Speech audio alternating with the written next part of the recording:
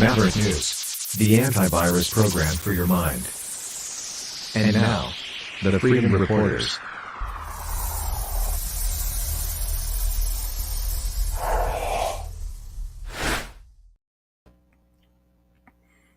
Good evening, everyone. I'm Rick Walker with Maverick News, and I'm here with my lovely co-host. Oh, hang on a second. We need some audio. Hey, good evening, everybody. It's Brendan Kennedy with Maverick News. How is everybody? Happy Thursday. Thanks, everyone, for joining us. We have a lot to share with you tonight. We're going to talk about the People's Convoy. We're going to talk about Nazis, real Nazis. We're going to talk about the whole situation in Ukraine. We're going to also discuss Vladimir Putin's true motives behind invading Ukraine. And we'll do that with special guest Thomas Androvic. He will join us very shortly here on the broadcast, and Thomas has unique insight into the situation in Ukraine. He's also produced a series of videos that have garnered a lot of attention online, and tonight he'll elaborate on everything that he's been talking about online and share his knowledge and wisdom with us. And I think that we will all find his input valuable as we try to make sense of a senseless situation, which is the war in Ukraine. What else do we have? What else do we have here tonight, Brendan? Oh, we have info on that. We have some fake news to debunk. I have everything set up here to debunk some fake news right out of Ukraine. We have what will happen to the Canadians who are currently en route to Ukraine to help them fight against the Russians. So what's going to happen to those guys? So we have some information on that today as well to deliver. It's just going to be an action-packed evening. Where do you want to start? Well, let's start with let's just drop in quickly and see what's going on with if the feed is still alive. Yeah, we still have the feed. It's sporadic because it's all flowing through data, right? So let's check in on the People's Convoy and just see what it looks like right now. Truckers heading to Washington, D.C. Last night we heard some excellent speeches in Indiana from truckers stopped in Indiana. And here's a look at the People's Convoy, which is on its way to Ohio tonight. Oh, yeah.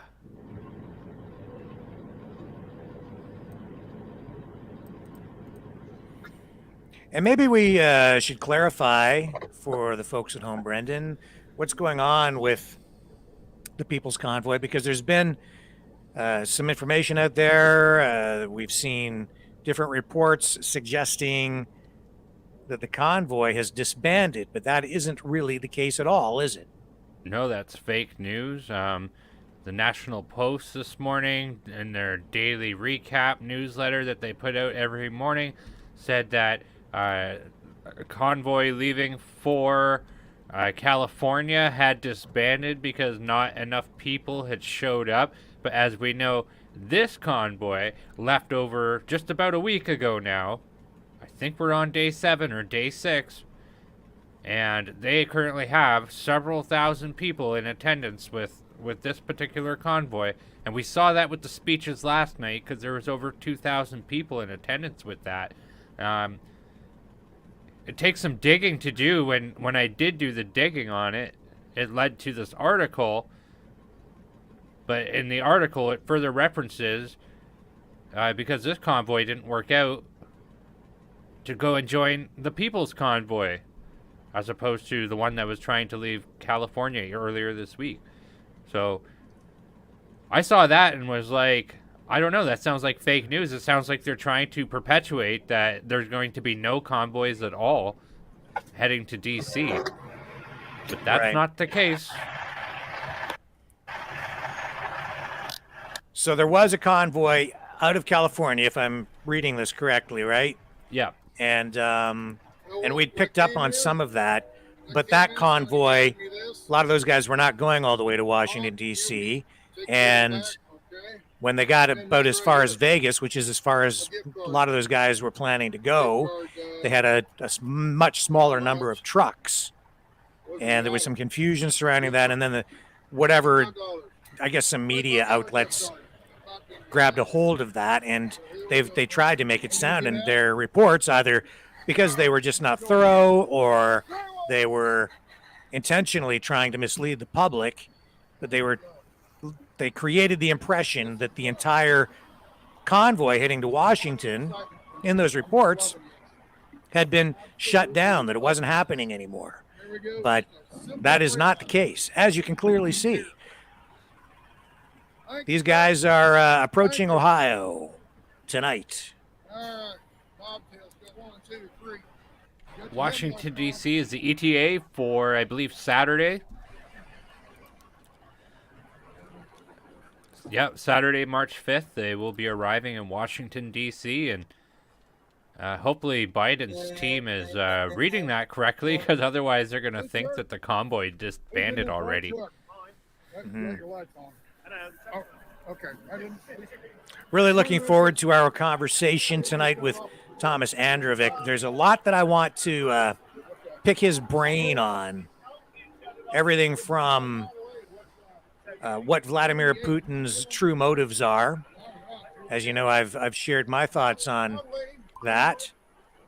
And I think the solution to the conflict is much simpler than most people realize, but it's something the legacy mainstream media is just not picking up on. And I think that that's happening partly out of ignorance on the part of many of the mainstream reporters, especially the younger ones, who are too young to know their history and have not been taught their history in school at any level.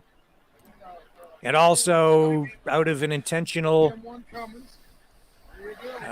effort to mislead the public with misinformation and propaganda, which is something that we see on both sides. And that happens really in any war. As they say, the first casualty of war is truth. There's been no shortage of that with this round, with everything we've seen in the past week.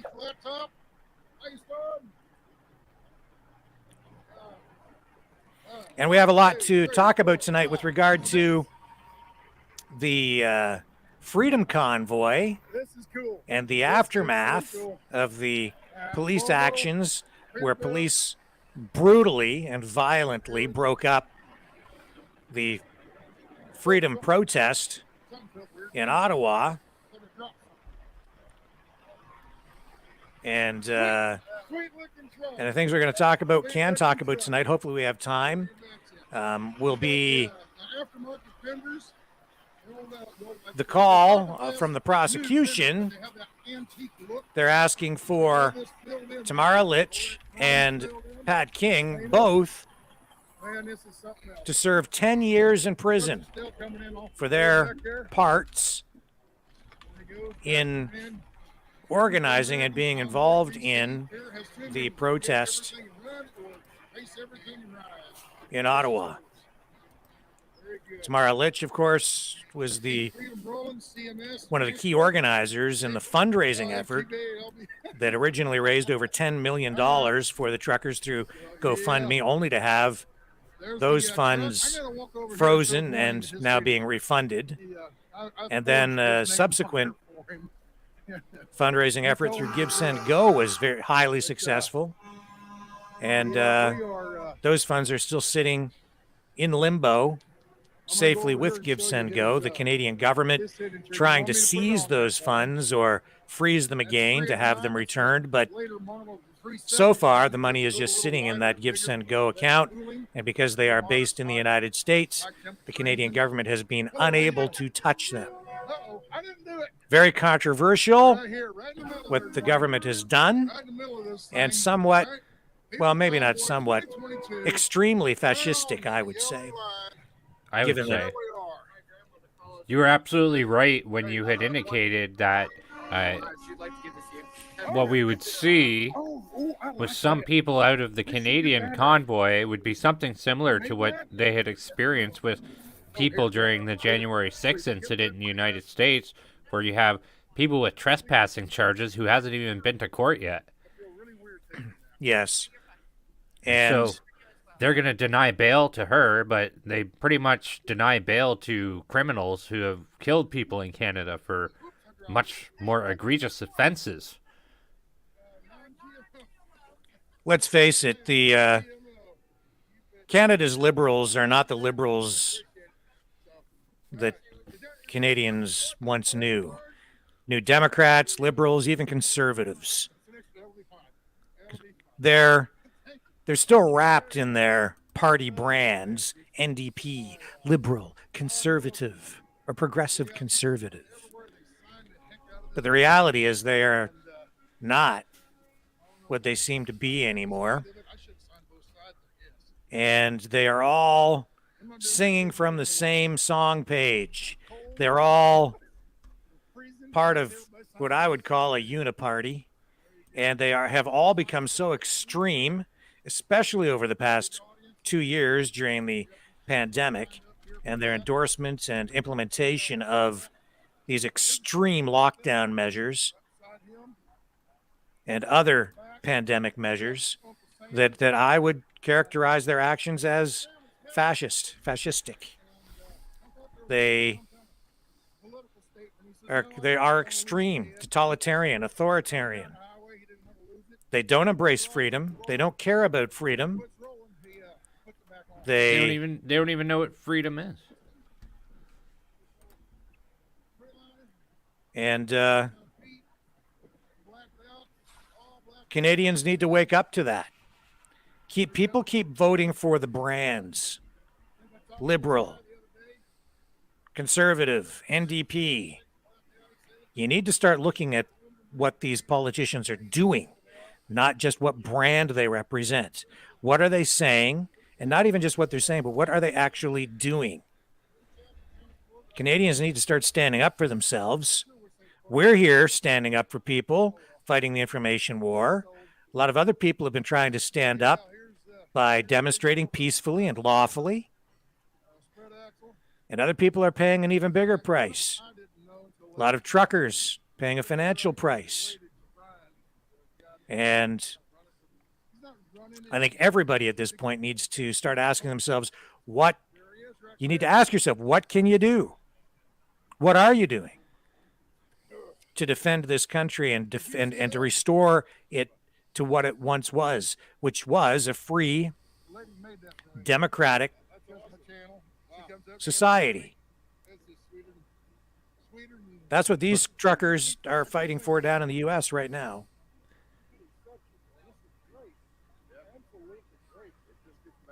Yeah, that's way more than a couple of trucks that they tried to throw us off with there, eh? Yeah, and let's just put this up here again. And this is something that everybody really needs to pay attention to. This picture of Chrystia Freeland, the Deputy Prime Minister and Finance Minister. Yes, they have torchlight parades for this far-right group. So the origins of this group, the creator of it, the guy was a full-out Nazi and was responsible for killing over 100,000 Jews during the World War II. He was executed after the war, but they still carry his party on as a national legacy, and they still have stuff to do with this. Now, I brought this photo up here to kind of point something out. This story was brought out by True North News originally, and what did the media do? The media did not hold Chrystia Freeland accountable. The media is saying anybody who reports on this is a Russian apologist, as reported by the National Post today. Yeah. Where they had indicated in an article, did Chrystia Freeland pose with an extremist symbols, or is it Russian disinformation? And then it answers in the bottom. It goes, a classic KGB disinformation smear is accusing Ukrainians and Ukrainian Canadians of being far-right extremists or fascists or Nazis, Freeland's press secretary said. So, if that was the case, then why did she take it off of her Twitter page? Riddle me that, Rick Walker. Because she knows darn well that that's a Nazi group. That's one of the neo-Nazi groups from Ukraine. And that's the Banderites. And they have a history going way back. And as Brendan said, all the way back to World War II. And they're just one of a number of actual real Nazi groups in Ukraine. You can look this stuff up. We've had it on the show. We had somebody who spent a significant amount of time in Ukraine. We showed him this picture, and he said, just like Rick said, and he did say, yeah, they're a far-right neo-Nazi group, right on this show.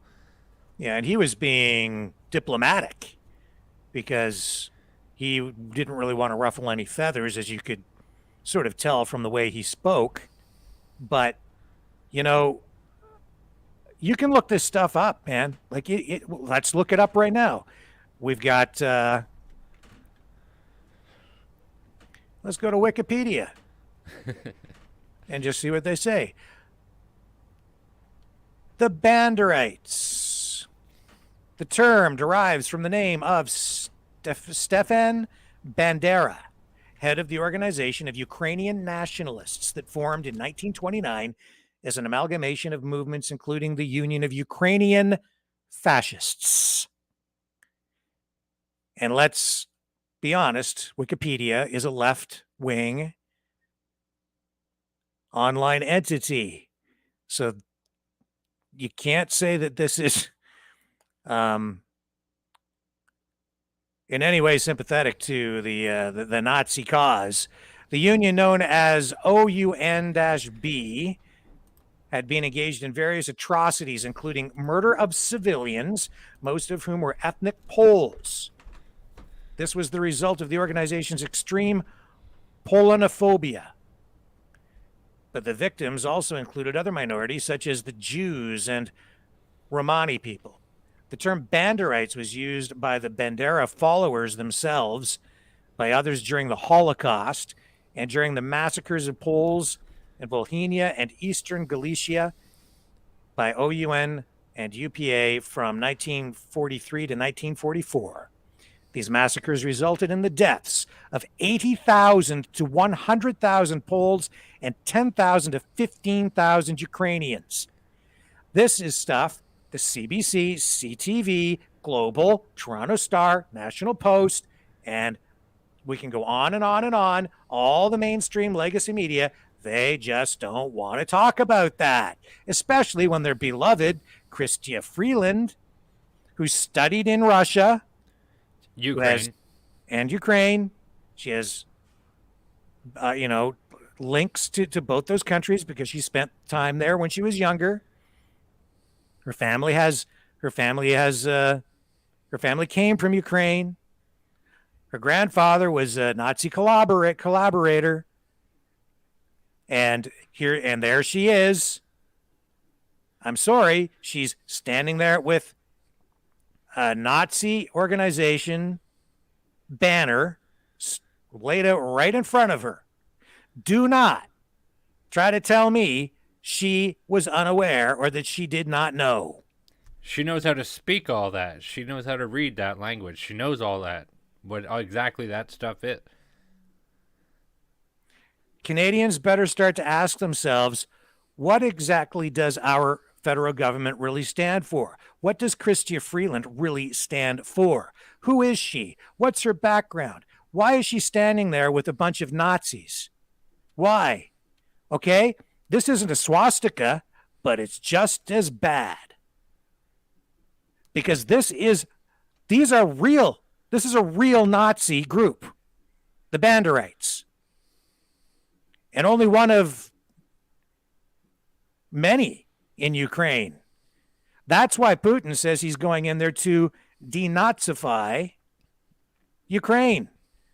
But the media doesn't want to talk about that. In fact, we had found out today that the media doesn't want anybody to talk about any of this stuff. Only the media is allowed to talk about this. And you could watch the Russian media, and you hit the nail on the head yesterday, Rick, when you said they're a lot more balanced than what we're seeing. And in fact, they held a press conference on there with one of the government officials of the Kremlin, and we all remember who Kathy Newman is from Channel 5 News in the UK, and her famous interview with Jordan Peterson, and her whole, so what you're saying is, so she was on there and she provided a bunch of outrage questions, but the man still calmly just spoke to her. Like, they're saying things, and the very fact with how hard our government and how hard our technocracy is trying to hide all this stuff, it makes me just want to look at it even more. And we should, because even if, it is slanted, biased, and some of the information coming out of Russia is obviously going to be outright propaganda, just like we get propaganda from Western governments, and just like you get propaganda from Ukraine. Mm-hmm. There are still some reporters out there giving people useful, valid information, and we need to educate ourselves. And I believe people need to have access to all information, and people should be able to draw their own conclusions and figure things out for themselves. I don't need Facebook or the federal government to tell me what I should and shouldn't read, hear, watch. And we can show that. Bring up my screen share here. Yeah. So this is what you get when you try to open links in Facebook chat that maybe from a Russian news organization. And yes, says, I ran across that today too. Yeah, I thought this was worth sharing with people because it blew my mind when I came across it. I was like, really? For real? So this whole Russian thing Russia at this point is the new anti-vaxxer, if you ask me. Like, that, it's absolutely insane. And this here said, this link is from a publisher Facebook believes may be partially or wholly under editorial control of the Russian government. And it gives you the option to go back or follow it.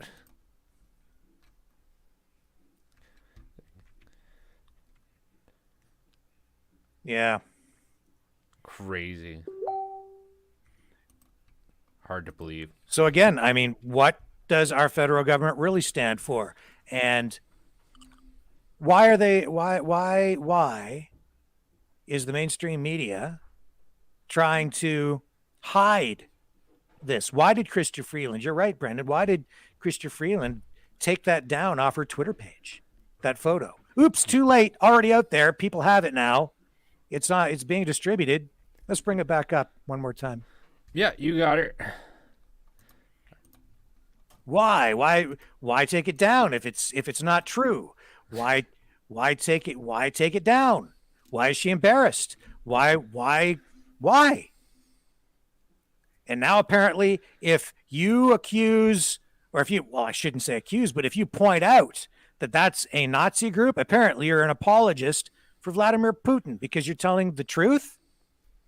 If you point out that there are other Nazi groups in Ukraine and that they hold extremist views, and that they hold quite a bit of power in the political landscape in Ukraine, that makes you also pro-Putin? I don't think so. I think people need to know the darn truth. Kenzie Lee says try DuckDuckGo or a different search engine, but it does let you go through that link. It warns you that you're going on a Russian site, which is the first which is the first step to outright banning it. So, Well, and then we see today that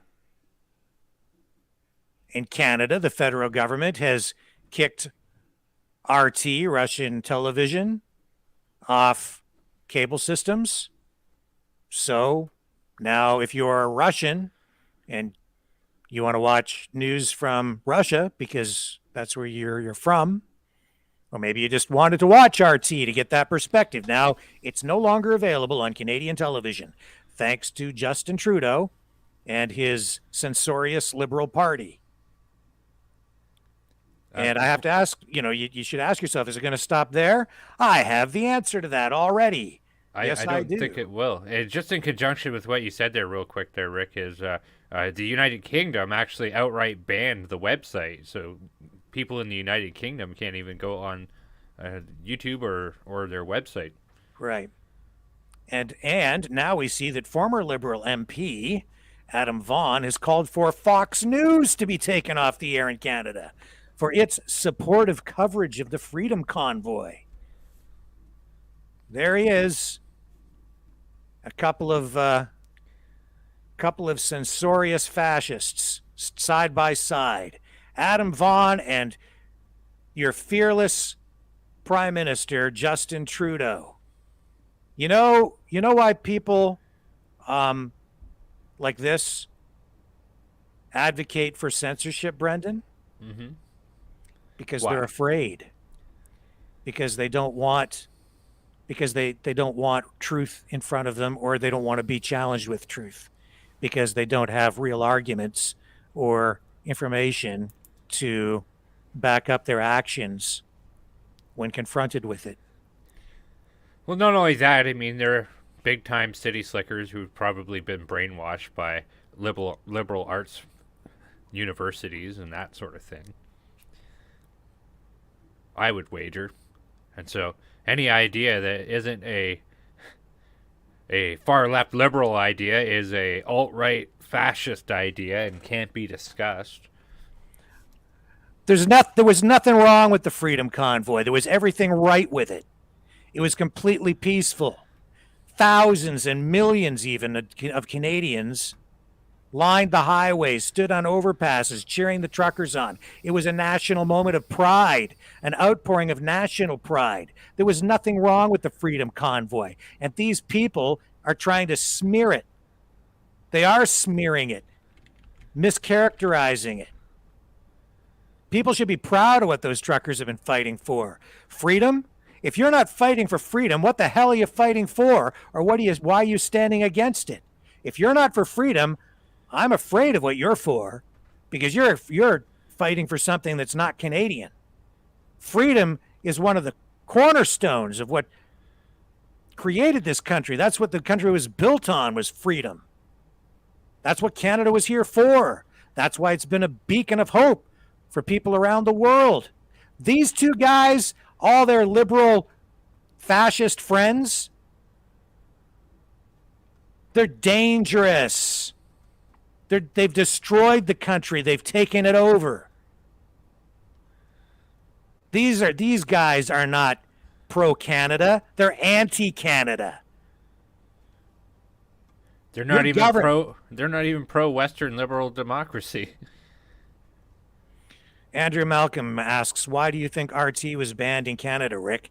I think RT was banned in Canada because it's for a number of reasons. First, it's another way for the Prime Minister to virtue signal in response to all of the efforts to build public support for their pro-war stance on Ukraine. I think that they don't want any opposing points of views posed or presented to the public as the propaganda from the Canadian government rolls out and from the legacy media. They just don't want any opposition to that. Because they just don't want people to get enough information to question anything. They just want their marketing campaign rolled out, just like Everything else they do. Just like they have for the past 2 years with all their mandates. You can't question it. If you question this, you get fired. You question that, you're shadow banned. You question that, you're outright banned on social media. And if you really go all out and you demonstrate, you'll get a $100,000 fine. Or maybe even thrown in jail if you're an organizer. Every day, these guys send a message. Don't even think about opposing them. Because if you do, they will make it their life's mission to crush you and destroy your life. Just do as they say, and they'll let you live. Oppose them, and they will destroy you. That's the message. That's why RT was banned. They don't want any opposing points of view. I'm not saying RT is an example of pure journalism, but it's it's another point of view. And I think if you watch RT and watch Western media versus RT and you watch it objectively, I think there is some merit in much of what they do. At least there is some valuable information. You have to take it all with a grain of salt. You have to watch everything critically, and you need to question everything. I don't think there's any such thing as dangerous information as long as people have the proper tools to watch things critically and think for themselves. And I have faith in people. People do have the ability to think for themselves. I don't need Justin Trudeau or Adam Vaughan to think for me. And the idea that they're now going to try to ban Fox News in Canada, that's just them trying to silence another voice with opposing points of view compared to them. Another way to try to crush their political opponents. These guys are bigots. That's the bottom line. They're fascistic bigots. They don't like blue-collar people. They're snobs. If you're not part of the elite, oh, they're just a bunch of Trumpas. Oh. Oh, it's all those conservative Trumpas that just, oh, they're just Nazis. They're bigots. They're great big fat bigots. That's what they are. Snobs, elitists. They don't represent the people. They're fat cat jet-setting snobs who have been feeding at the public trough for years and years. Justin Trudeau is a great big fat rich snob of a snot-nosed kid. That's what he is. He's immature, born with a silver spoon in his mouth, and a Mercedes-Benz that his father gave him that's worth over $1 million in his garage. And a whole lot more. A trust fund set him up for life. Never had to really work. That guy represents you? No, he doesn't. Doesn't represent Canada at all.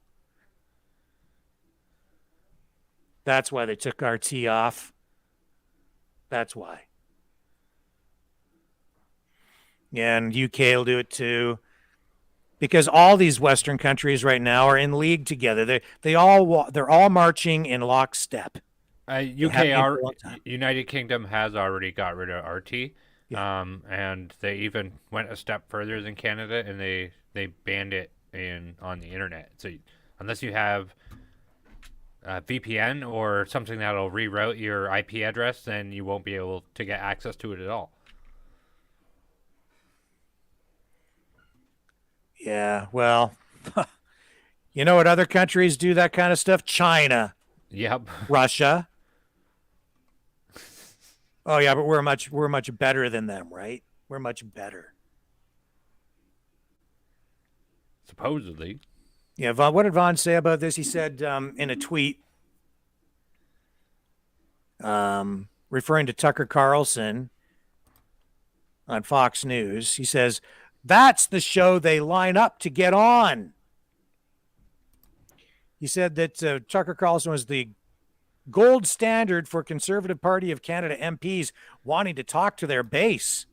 Oh, yeah, well, you better ban it then, because, conservatives aren't allowed to have a voice in the House of Commons or any place, and especially not on TV, I guess. Vaughn said that the Freedom Convoys, that Fox News was the Freedom Convoy's biggest amplifier. And that Fox News should be returned to its country of origin. This touches on something else too, where Canada is not nice to conservative news outlets anyway, like even on a good day. Sometime around 2010, the CRTC denied Fox News access to become a television station in Canada. We used to have Sun Media, where Ezra Levant got his start from. They canned that entirely. They're not good to conservative outlets at all.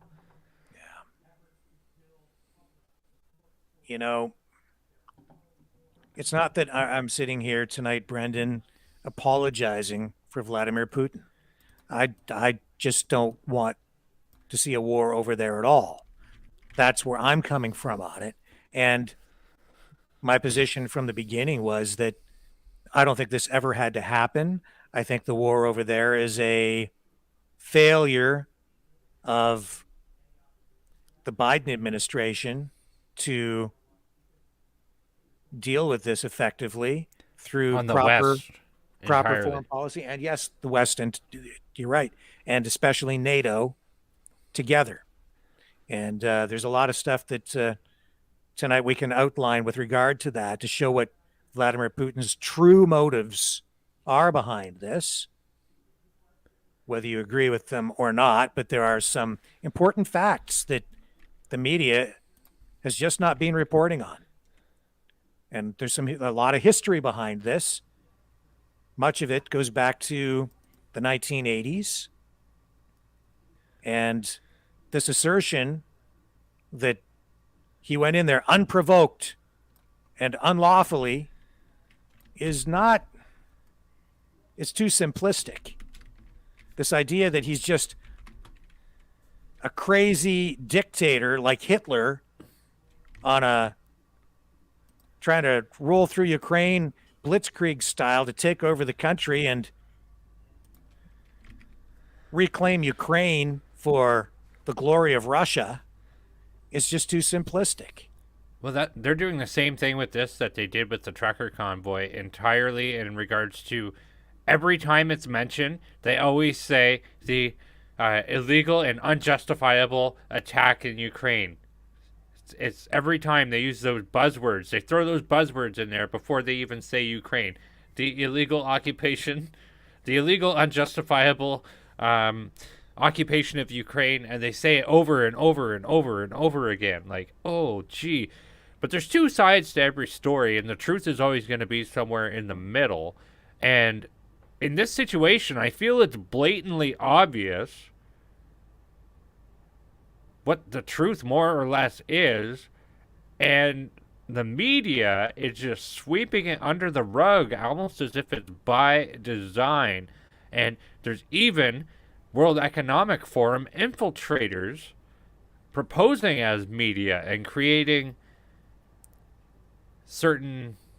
they're creating big scenes at some events. Have you seen this where this Daria Kaliniak, where she poses as a reporter in Warsaw, Poland, and she has this huge outrage with Boris Johnson? Have you seen that? I don't think I've seen exactly what you're talking about. I have the video queued up if you want to go for it. Sure, yeah, I guess. Is it going to get us in trouble with YouTube? I hope not. I don't think it will, though. It's just a press conference. And we're only going to play a few minutes of it. There you go. Oh, there's the guy. Boris! Thank you, Prime Minister. Daria Kaleniuk. I had Anti-Corruption Action Center from Ukraine. I passed the border a couple of days ago. I'm from Kiev. Most of my family, most of my team members are still in Ukraine, in Kiev, in Lviv. A woman from my team is now in Bila Tserkva, and she is there with 2 kids. And Russian military is over there, and she's so much afraid that she will be shot. Kharkiv, the city where I was studying, was bombarded today, fully, the downtown square. So you're talking about the stoicism of Ukrainian people, but Ukrainian women and Ukrainian children are in deep fear because of bombs and missiles which are going from the sky. And Ukrainian people are desperately asking for the West to protect our sky. We are asking for the no-fly zone. We are saying in response that it will trigger World War III. But what is the alternative, Mr. Prime Minister? To observe how our children are, instead of planes, are protecting NATO from the missiles and bombs? What's the alternative for the no-fly zone? We have planes here, we have air defense system in Poland, in Romania. NATO has this air defense. At least this air defense could shield the Western Ukraine so that these children with women could come to the border. It's impossible now to cross the border. There are 30 kilometers of lines. Imagine crossing the border with a baby or with 2 children. I'm so glad that Samantha Power is coming here to the border from the Polish side. Let her come to the border from Ukrainian side and see that. Britain guaranteed our security under Budapest Memorandum. So you're coming to Poland. You're not coming to Kiev, Prime Minister. You're not coming to Lviv because you are afraid. Because NATO is not willing to defend. Because NATO is afraid of the World War III. But it is already started. And these are Ukrainian children who are there taking the hit. You're talking about more sanctions, Prime Minister, but Roman Abramovich is not sanctioned. He's in London. His children are not in the bombardments. His children are there in London. Putin's children are in Netherlands, in Germany, in mansions. Where are all these mansions seized? I don't see that. I see that my family members, that my team members are saying that we are crying. We don't have where to run. Well, this is what is happening, Prime Minister. Well, thank you very much for your questions, and thank you for getting here today. And I'm glad that you have been able to. All right, so that's. I want to hear his answer. You do? Okay. Yeah. To get here, and look, I just want to say that I'm acutely conscious that there is not enough that we can do as the UK government to help in the way that you want, and I've got to be honest about that. And when you talk about the no-fly zone, as I said to Volodymyr Zelensky, I think a couple of times, unfortunately, the implication of that is that the UK and would be engaged in shooting down Russian planes, would be engaged in direct combat with Russia. That's not something that we can do or that we've envisaged. And I think the consequences of that would be truly very, very difficult to control. What we can do is all the things that we are doing already, and providing as much help and support to the Ukrainians as we can. And as I said to you earlier on, the UK was the first European country to offer military assistance. Also doing everything we can to tighten the economic noose around the Putin regime, and we were amongst the very first to put that package together. And I have to tell you, I think that it will work. I think that Vladimir Putin's venture is doomed to fail, and I think that it will be extremely difficult for him to continue on the path that he is on. Thank you, Prime Minister. So you hear that name? Sorry, which name are you referring to? Her name. She announces her name. Do you hear that? No, I didn't. Did you hear it now? No. Thank you, Prime Minister. Daria Kaleniuk. I had And so, when you look her up, this very person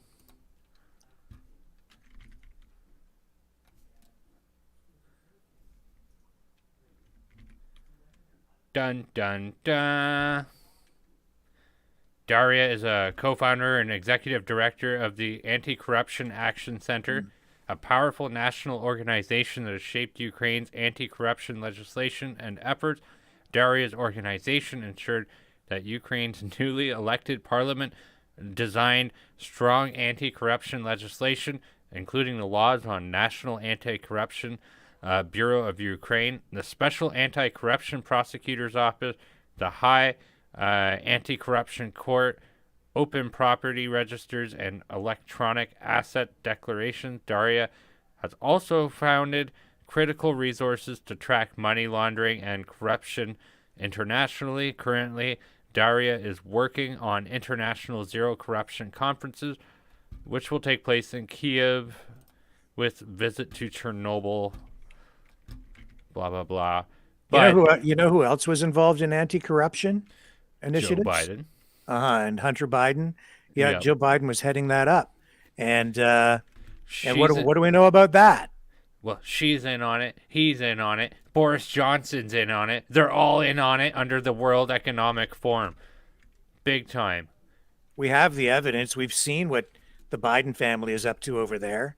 They're up to their eyeballs in corruption in Ukraine.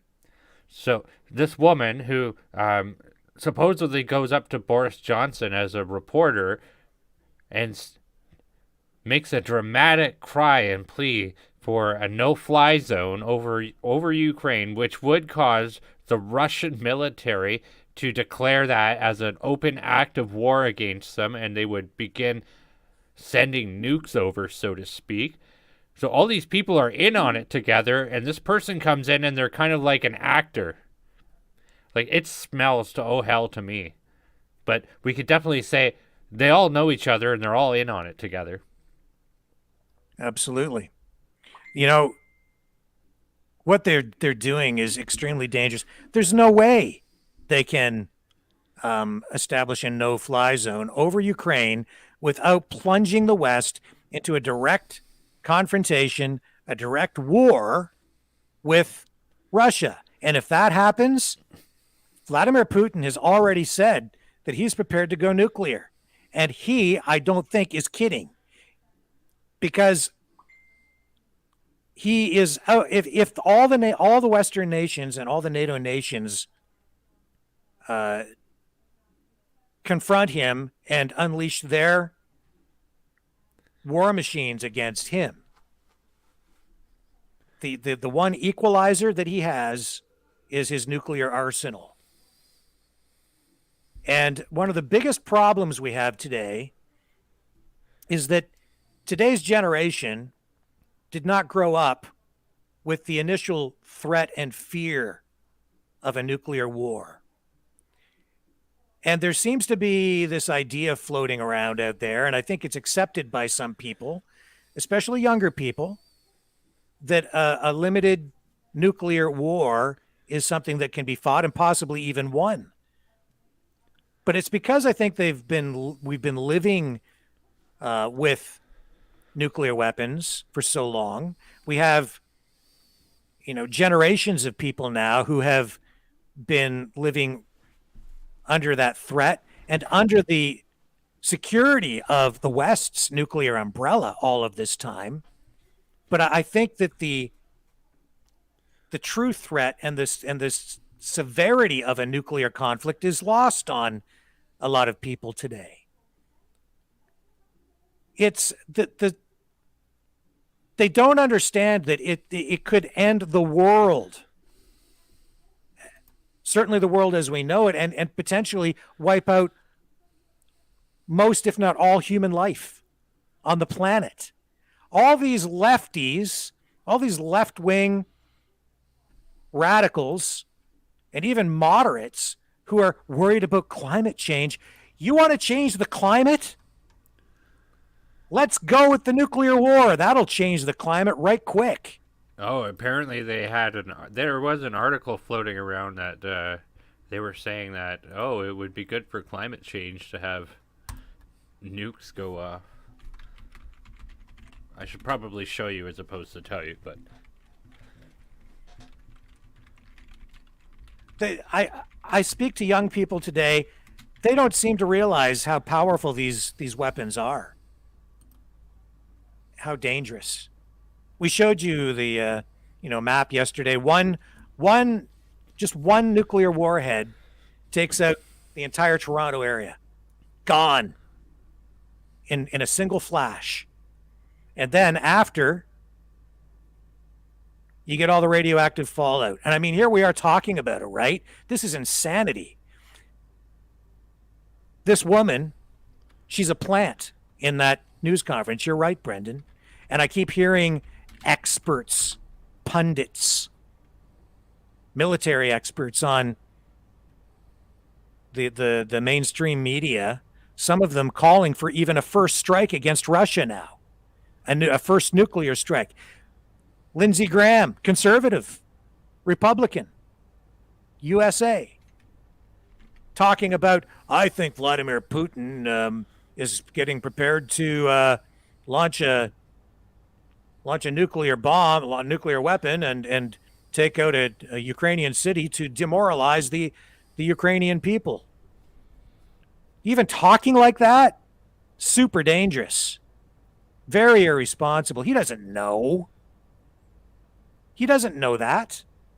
That's more propaganda, and that escalates things. The way they've handled this whole bloody thing is beyond irresponsible. And I'm of the opinion that our leaders are leading us down a very dangerous path.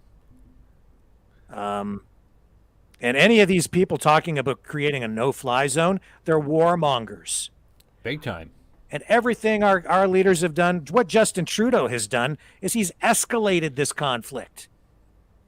He doesn't have enough money for our own military to properly equip our own military. He doesn't have enough money for our veterans. Doesn't have enough money for clean drinking water on First Nations reserves. But suddenly he found almost $500 million to send over to Ukraine, along with night vision goggles, automatic weapons, body armor.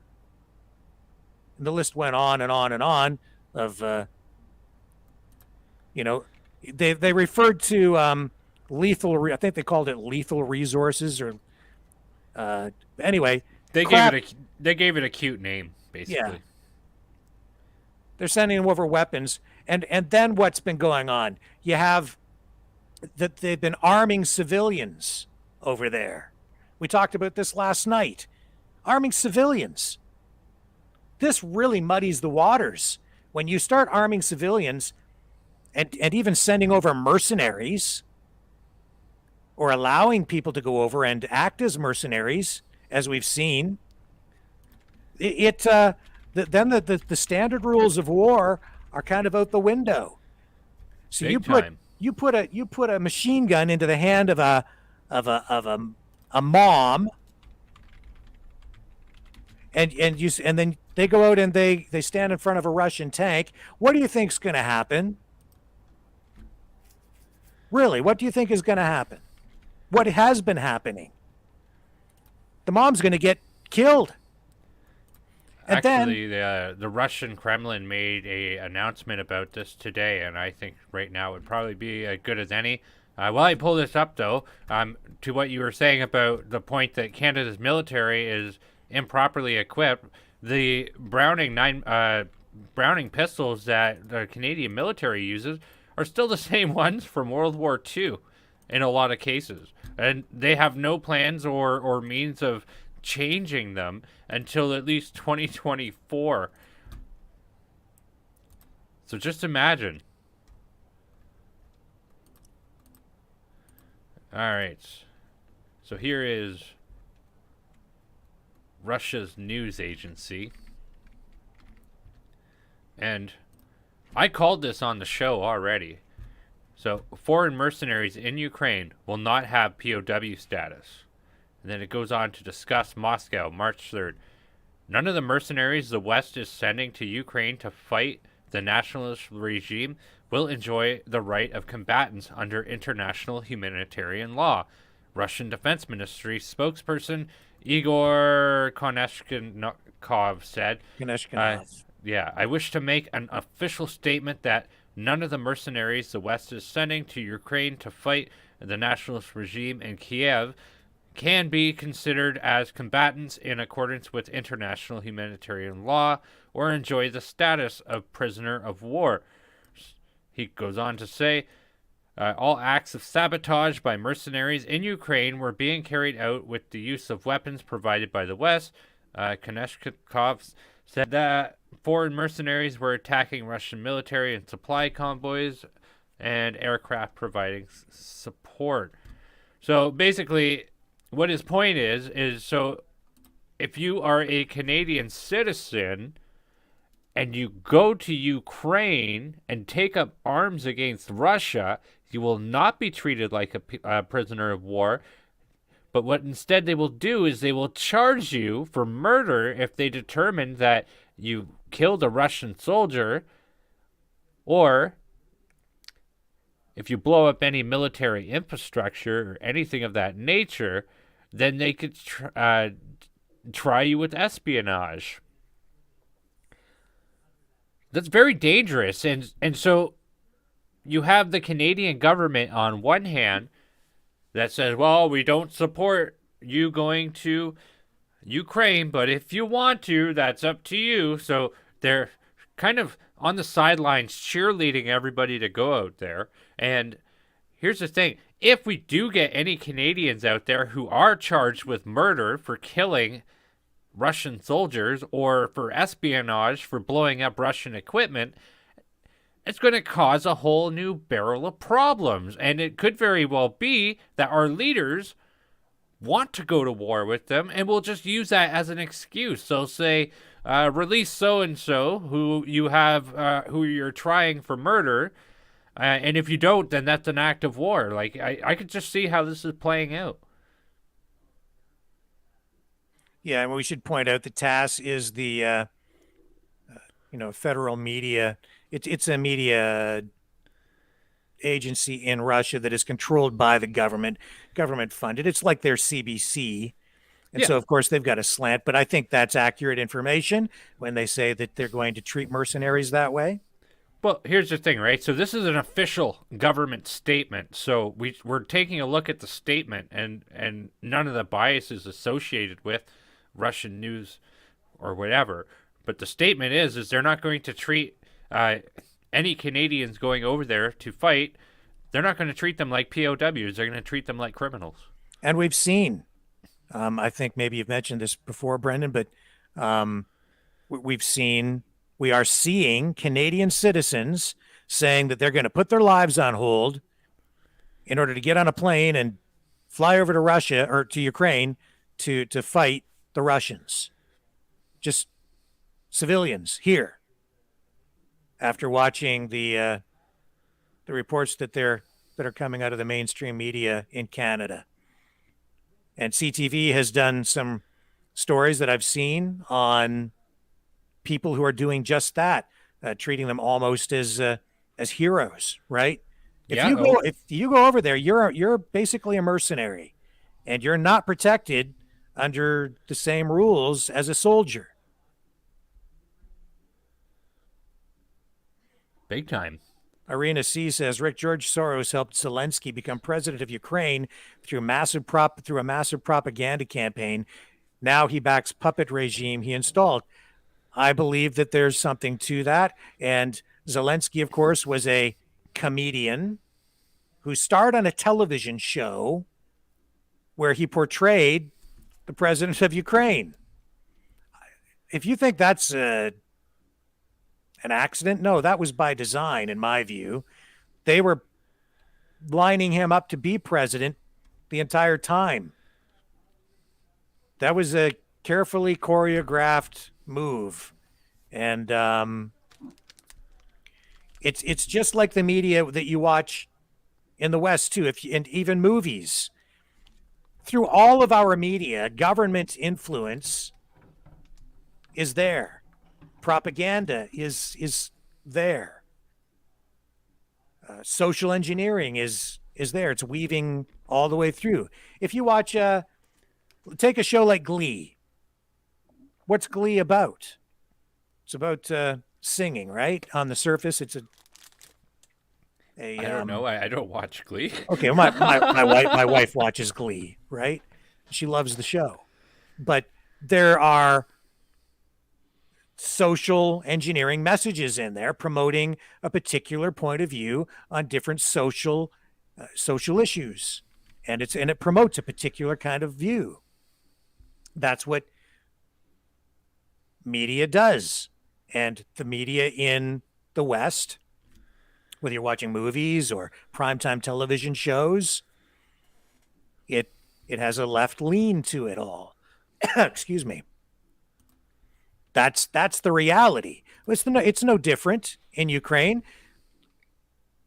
and I think it was pretty clear that they wanted Zelensky to rise to power, so they portrayed him as the leader of Ukraine on television to help create that image in people's minds.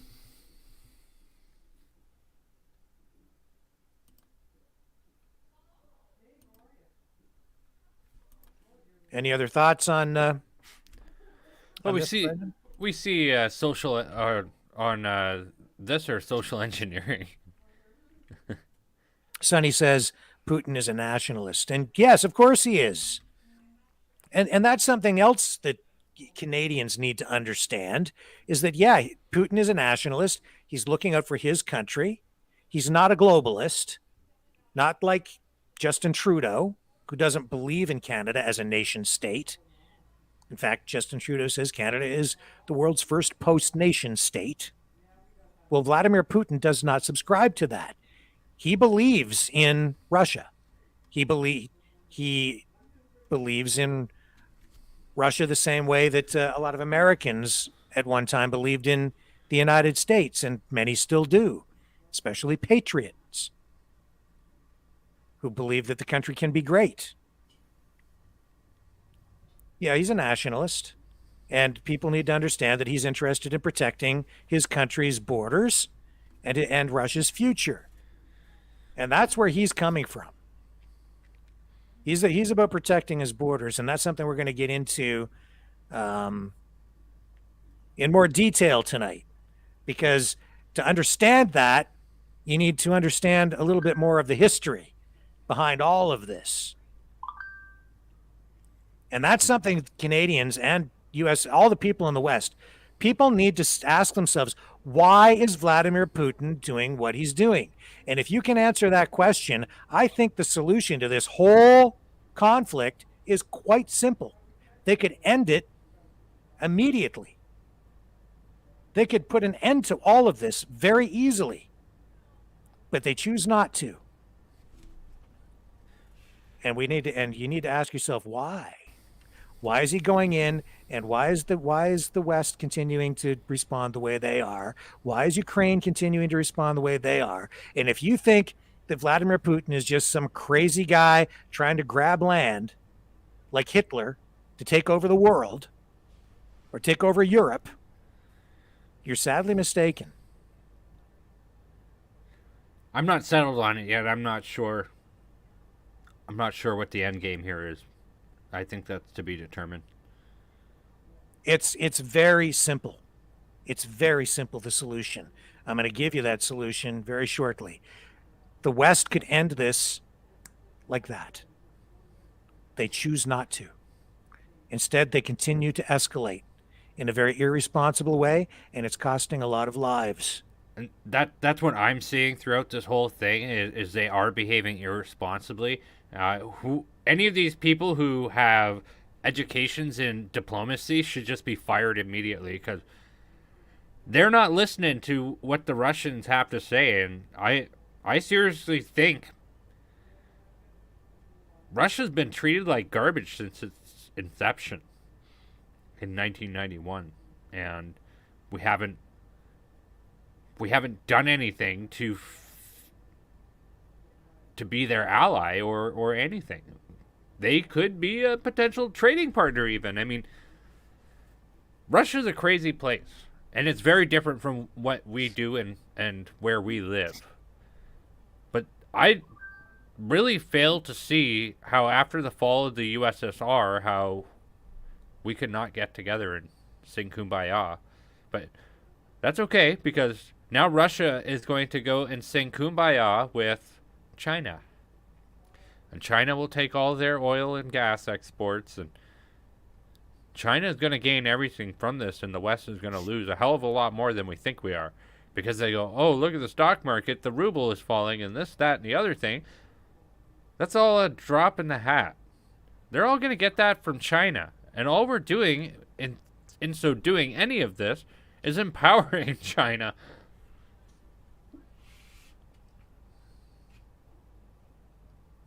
Well, maybe as we wait for our guest to join us tonight, I'll tee up that by sharing some of what I was talking about before. And Brendan, maybe while I'm talking, could you do me a favor and maybe see if you could bring up a map of the Russia-Ukraine area so that we can kind of get a feel for what I'm about to talk about? Raja. First of all, we have to understand that. Well, maybe even before we get into that, I'll just throw this up because we haven't done this yet. If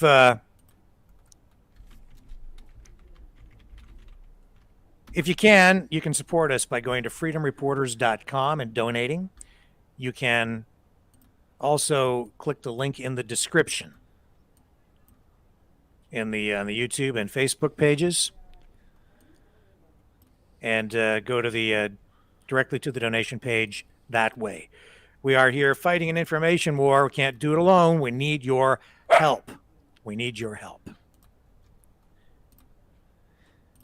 If you are unable to assist us further with a donation, please feel free to like and or subscribe our videos and hit the bell for notifications. It is also a very big help for us, so we really do appreciate that. And here we go. So we'll be taking a look at more of that. We do have a guest coming up very shortly, and he's going to provide us a more in-depth understanding as to how things are going. So Rick, whenever you're ready, I have the Google map. It's ready to go. So Russia has never been a democracy, ever.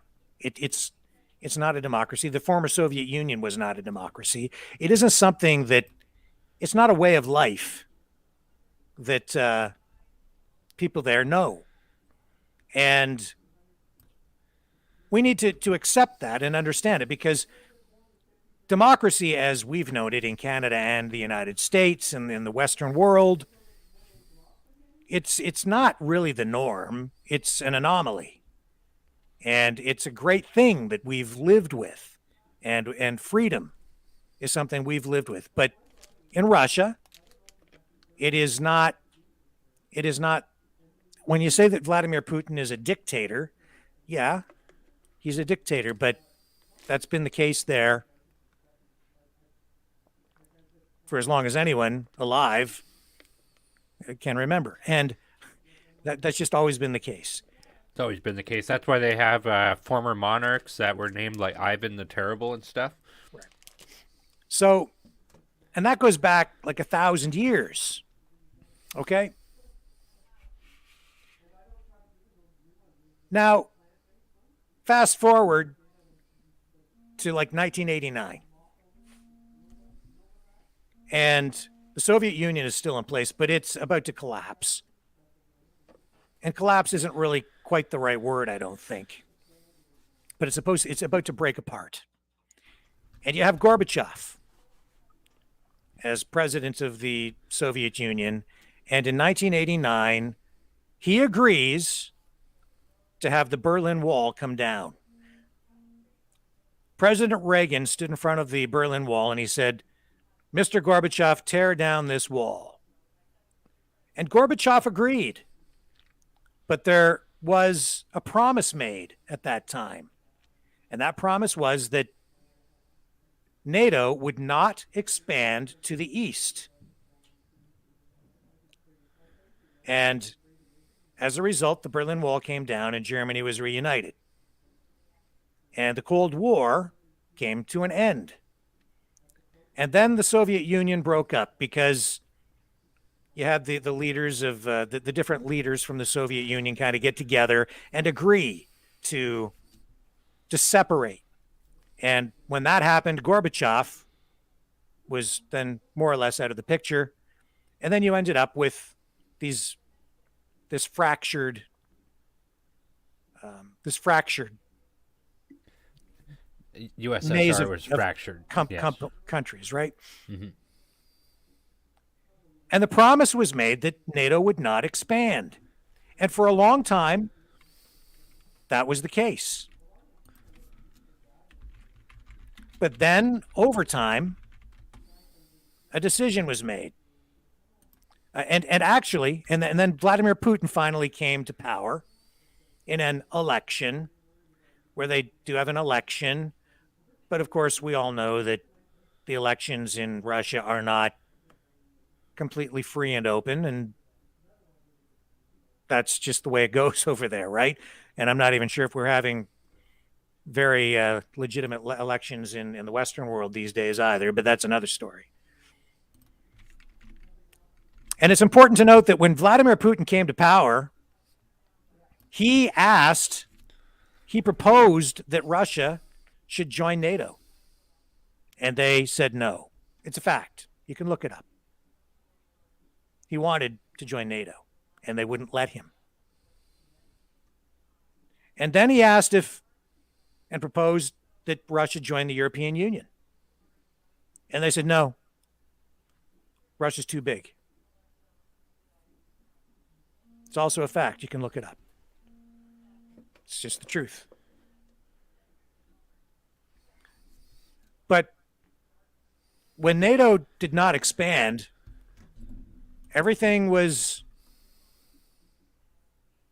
pretty much on an even keel.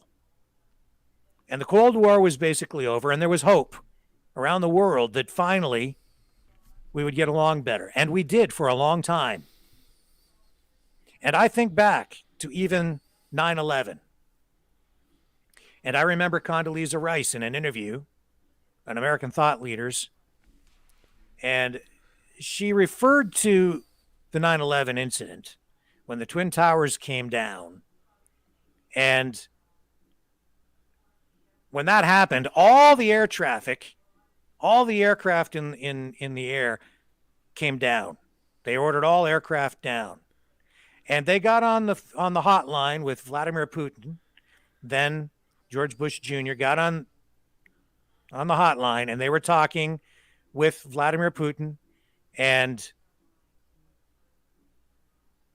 they told him that their bombers were coming down because they always have aircraft in the air, both sides, even when the Cold War was over. But they're always on some sort of alert. And they said, our bombers, all of our planes are coming down because we're under attack. And Vladimir Putin told the United States, ours are coming down as well.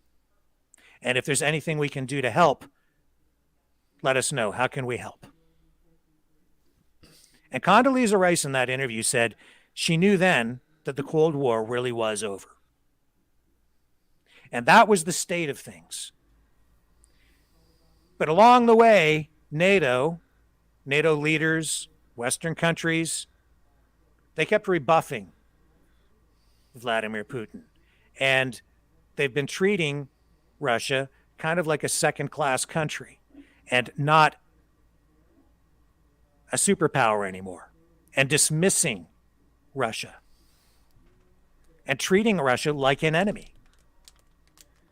And there has been this focus on globalism and a more global approach to governance.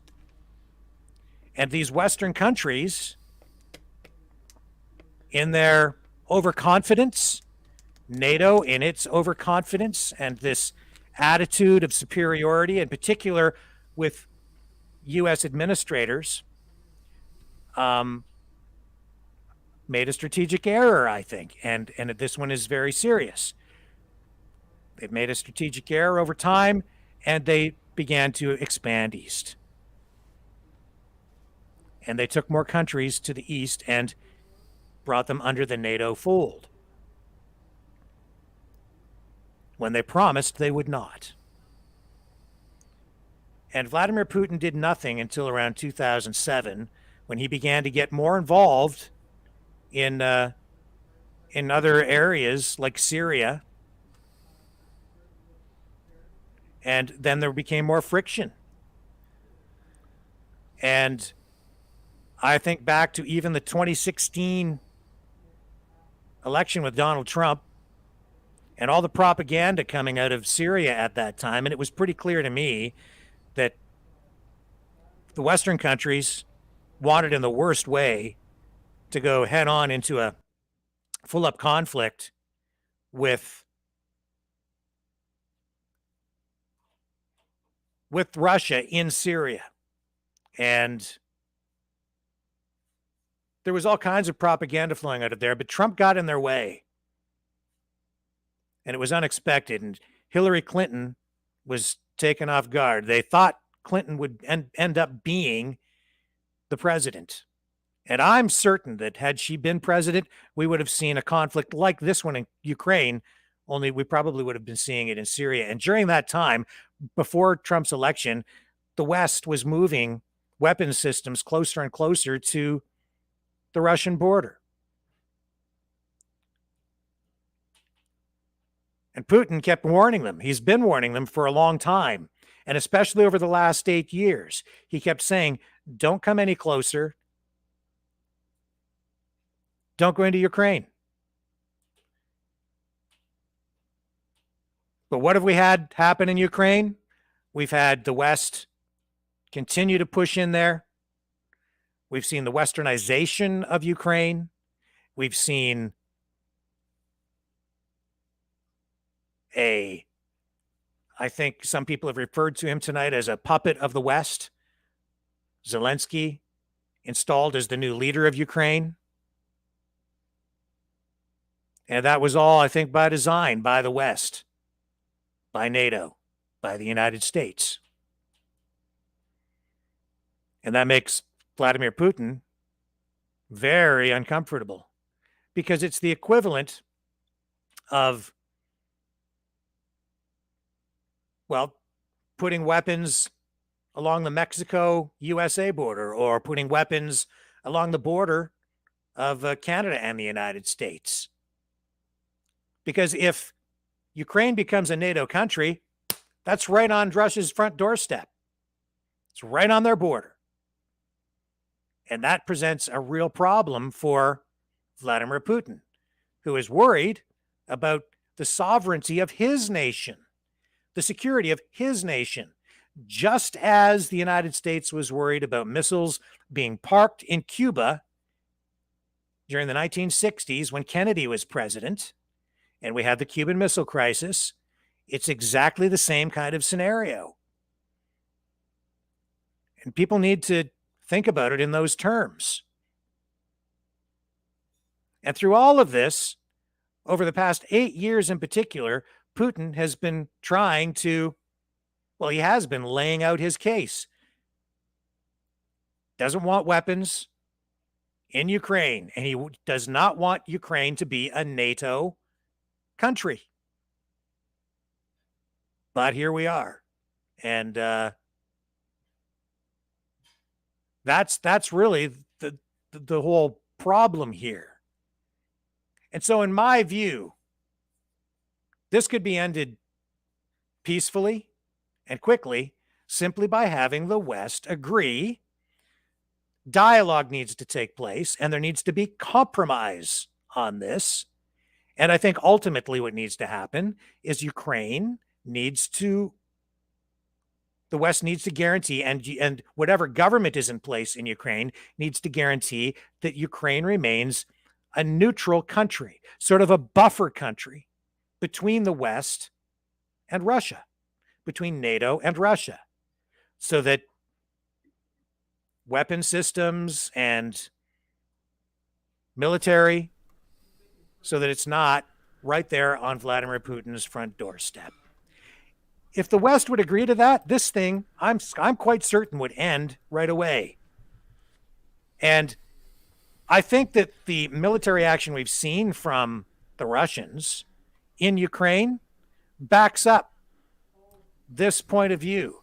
We've not seen a blitzkrieg style approach to this where Putin has ordered his troops in there to just roll over Russia and kill level everything in sight and just go in and take over. I don't think that's his objective at all. His objective is really, it's not so much to go in and occupy. And in fact, they've stated, even in that statement from the Russian embassy in Canada yesterday, the Russian ambassador, he said that they are not occupying Ukraine. I don't think they want to occupy Ukraine. I think they just want to keep NATO and the West out. That's it. That's the goal, because they want to get rid of that threat, that Western threat, that first strike capability. Even now, with the state of nuclear weapons, if the United States were to launch nuclear weapons at Russia right now, they would only have about 10 minutes of warning. And if the United States has missiles in Ukraine, it presents an even bigger threat, existential threat to Russia. That's basically it in a nutshell. You want to end this conflict, it's pretty simple. Just agree that Ukraine has to remain a neutral country, and it can't be a NATO country. And on the other side of that, you can't have the Russians controlling it either. So that really is the solution. And it's quite simple. But what we're getting right now is this dangerous propaganda on both sides, especially from the West, where it seems like they're portraying Putin as this crazy madman, which is what is always done whenever they want to go to war. The opponent is portrayed as a crazy man. Remember when they went to war with Brendan, Saddam Hussein? Yes, yep. When that happened, they rolled out celebrities, and I remember they had a news conference with Bob Hope. Oh God, the late Bob Hope. Bob Hope went over there, and he had he sat there at a table as part of a news conference, and he made a joke, and he said, what was it? Saddam Hussein is a mad ass.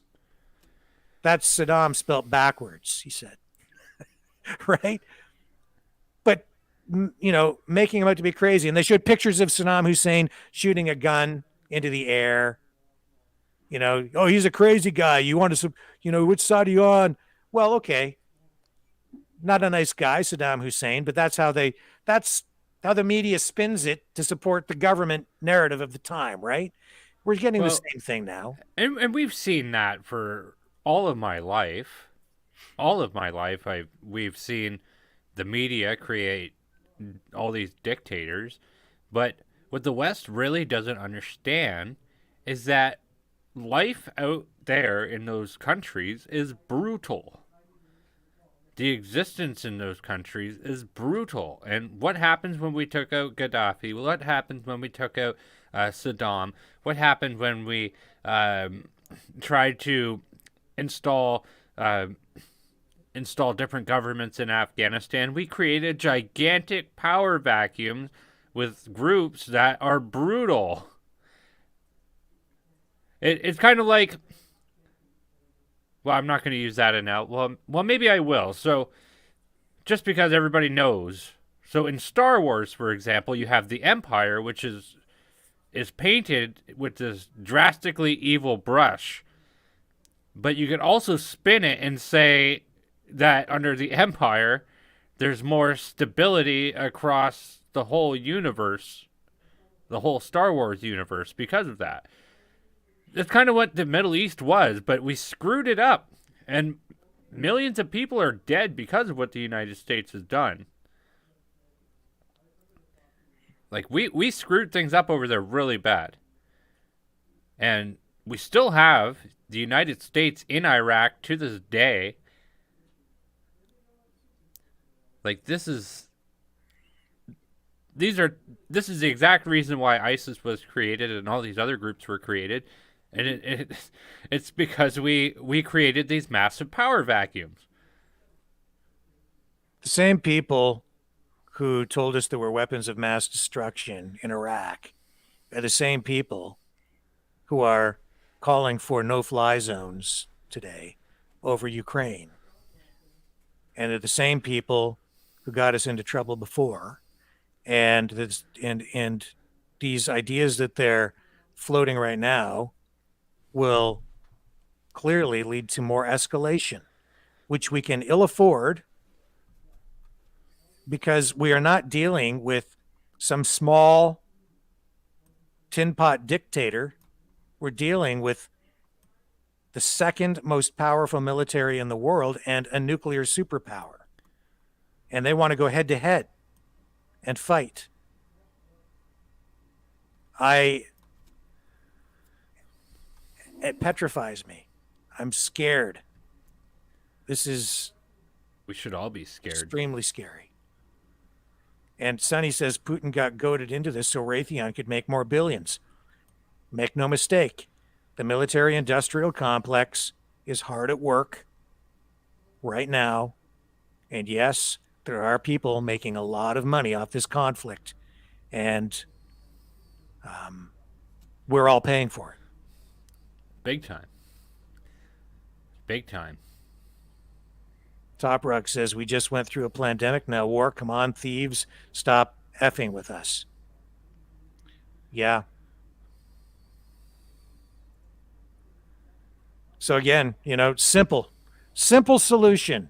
Just agree to back off. Both sides need to back off and provide some sort of guarantee that Ukraine remains a neutral buffer country and everybody goes home happy and people stop dying. It's that simple. So ask yourself, though, folks, why hasn't the West done this? Why? Why are they so intent on this approach? Why do they want war? Why do they want more conflict? Why do they want to escalate this with Putin? Why couldn't this have been prevented? I suggest to you it could easily have been prevented. You can look all this stuff up, everything I'm telling you. You can find his speeches. You can find these meetings that took place. You can find the quotes, especially over the past 8, 9, 10 years, where Putin kept saying, don't come any closer. It's all laid right out. I think it's an understandable point of view, especially when you flip it upside down and look at how we would feel if the Chinese started to park troops along the Canada-U.S. border, and how do you think the United States would react to that? Well, that's exactly what Taiwan is, right? So, like, that's the exact scenario. And that's why they don't want them in Taiwan, because if they go to Taiwan, that puts them right next to Hawaii, the launch point.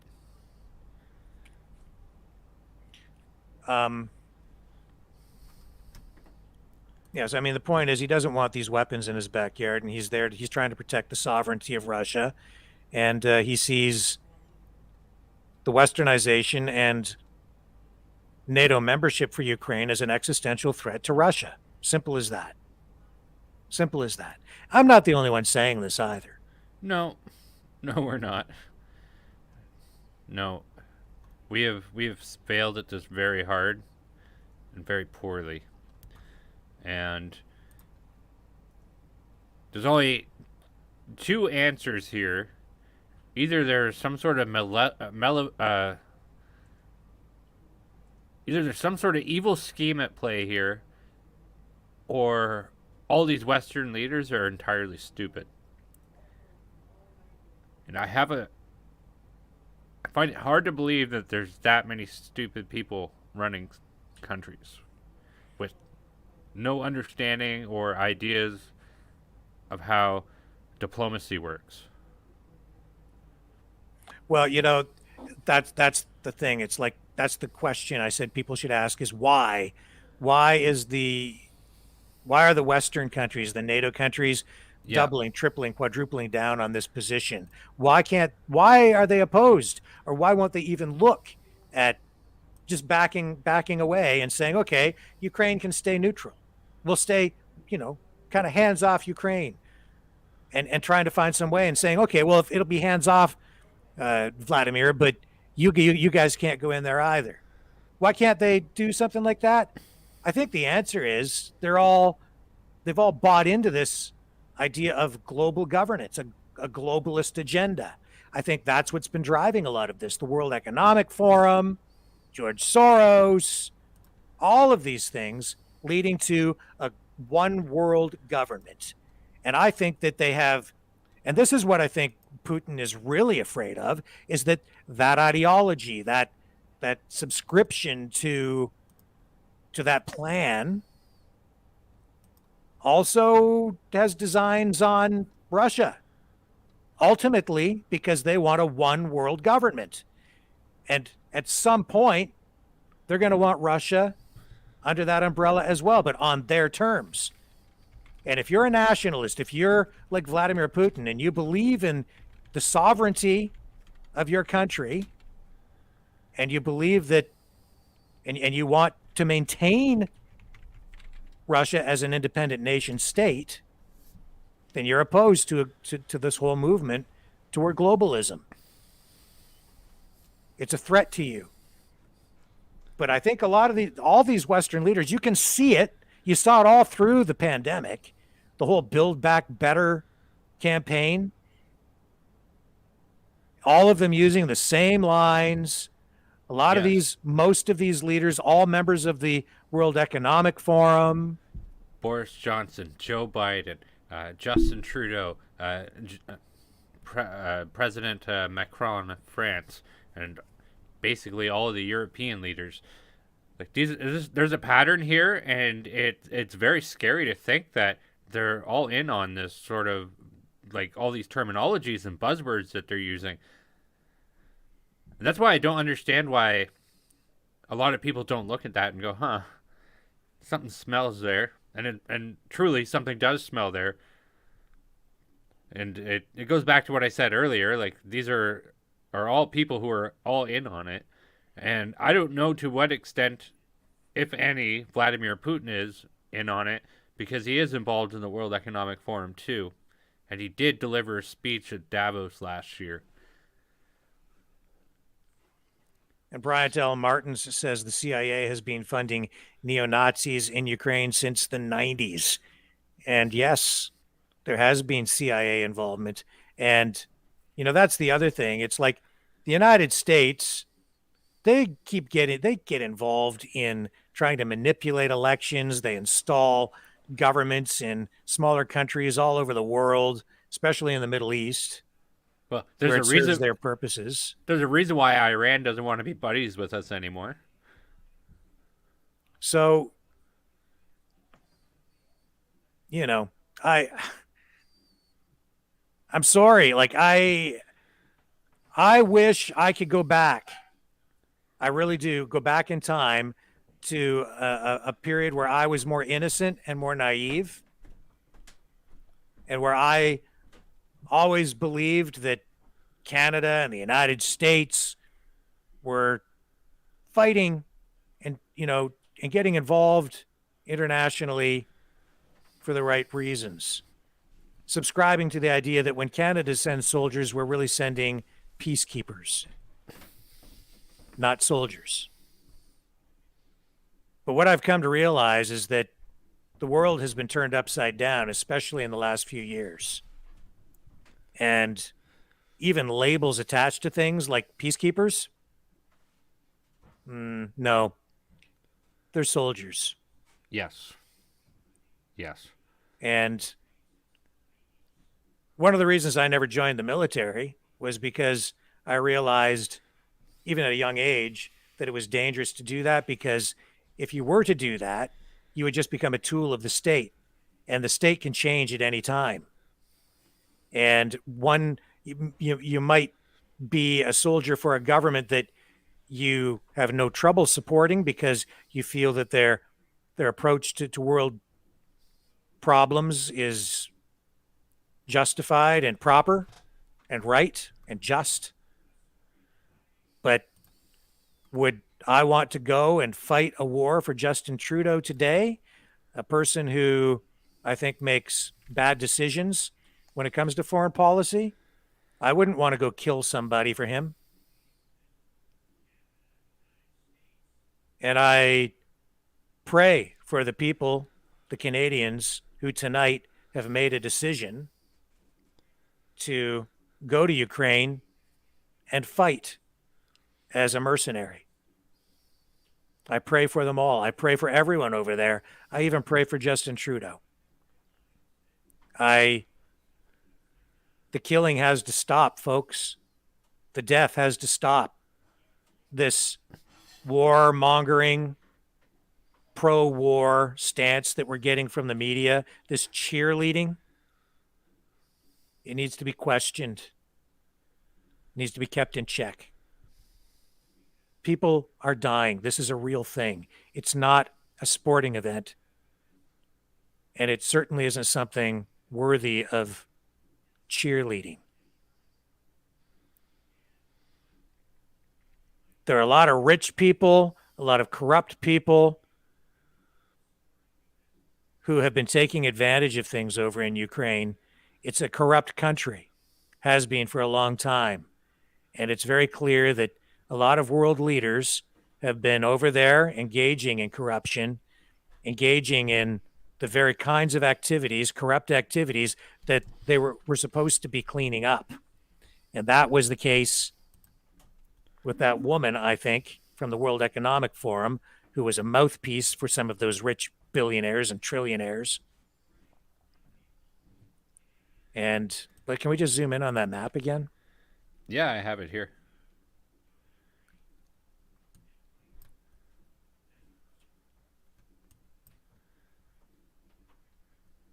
Where do you want to go? I just want to go zoom in on that border, right where between Ukraine and Russia. Belarus. Here's Russia. This is Moscow up here.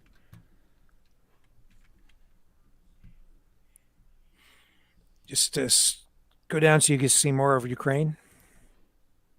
Zoom right in on Ukraine.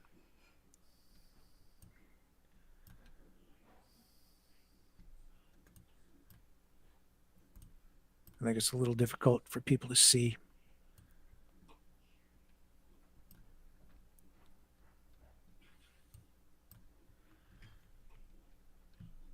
We need a political map so people can, this is just, it's not really helpful. People can't get a sense of what this is. It's just too many. The point is, it's right on the border. It's right there. And it used to be part of the Soviet Union. And I've only scratched the surface on this, and I hope that our guest tonight can shed more light on this and an even better perspective, and I'm sure that he will. And he'll be coming online here with us very shortly to share his views on this whole situation. So, anyway, that is the situation.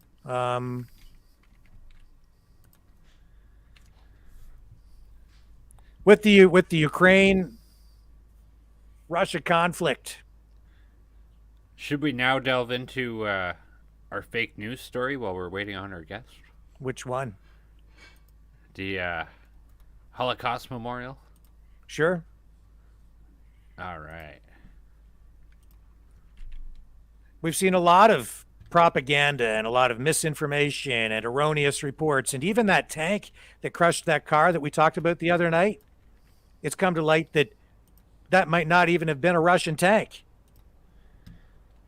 No. Both sides use that same type of tank, and it isn't even clear that that was a Russian. It may have been Ukrainian. It may have been a Ukrainian tank, and it may have been a Ukrainian soldier or tank operator driving it. And I've noticed that that video has, in the last 2 days, it has basically disappeared off the internet. That tells me that it probably wasn't a Russian driving that tank that crushed that car. The person in the car, the elderly person, did survive, but that tank ran right over a car with a civilian inside. And now it's coming to light that might not have actually been a Russian driving. So I have here, so this is what BBC reported on.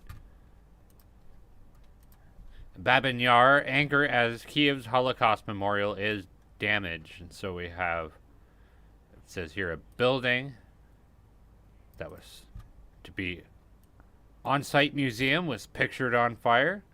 And it said Jewish groups have condemned a missile attack near a Holocaust memorial park in Kiev, which commemorates the murder of Jews by the Nazis in World War II. So this is Exhibit A. As it turns out, the story is totally fake. And we have the information to back that up, which I will now show you. So this story originated from this video here. And it's, you can't really even tell anything about it inside of this video because everything inside it is so small and is so quick. And our guest has joined us. Thomas Androvic, how are you this evening? Hello. All right, how are you doing? We're pretty good. I guess it's, considering the entire situation in Ukraine and around the world, dark days. But yeah, we're glad to have you join us, and we're looking forward to your insight and thoughts. Yeah, thank you for having me. Thank you, Frank. I really appreciate it. Really appreciate the opportunity. So, Thomas, why don't you introduce yourself and let people know a little bit about your background and your connection, I guess, to Ukraine, or how you formulated your worldview as it pertains to Ukraine. Yeah, sure, for sure. Thanks. So, like I said, I'm Thomas Androvic, and I'm originally from Winnipeg, of all places. And my parents, they originate from Central Europe. So, and that's an interesting story in and of its own, and it ties into how that formed my worldview. So my parents my mom was born in Hungary when it was still Hungary. And my dad was born basically in the same city, but that city 10 years earlier was Czechoslovakia.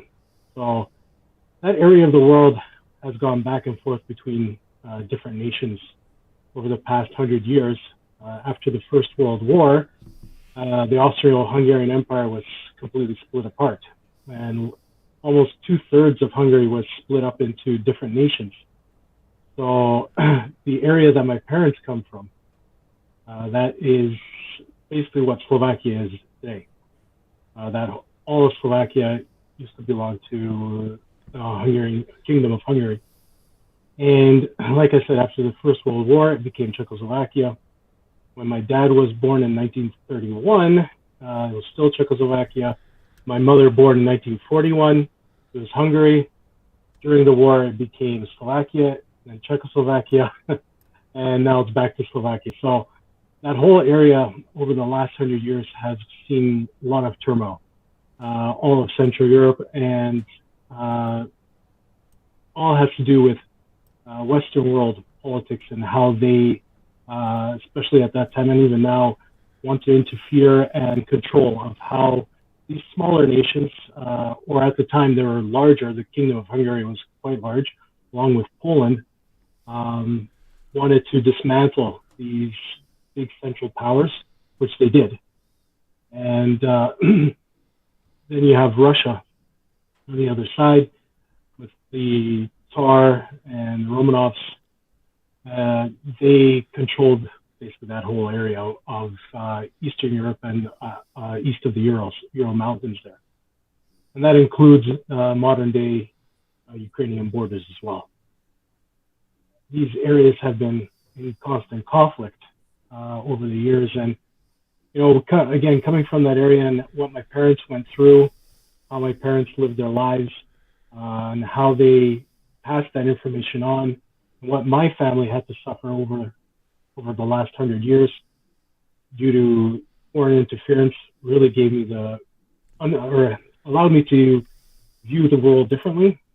And people who are coming from that part of the world, we do view the world differently. We always, shouldn't say all of us, but most of us always look in behind of what's being told. So when we're being told one thing, we're always trying to look in behind and say, oh, okay, but what's really in there? What's really the story? What's the real story? And it's become a tool for me to use, not just in that part of the world when we're looking at politics and how things happen there, but here as well in North America, because politics is politics. People are people.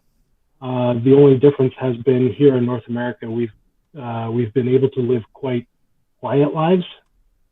For the most part, I'm sure, especially in Canada, nobody's really paid attention to politics. I was born here, growing up as a child and seeing how things have developed. In Canada, honestly, most people trusted the government. I think there was a great amount of trust, and we did have great politicians, right?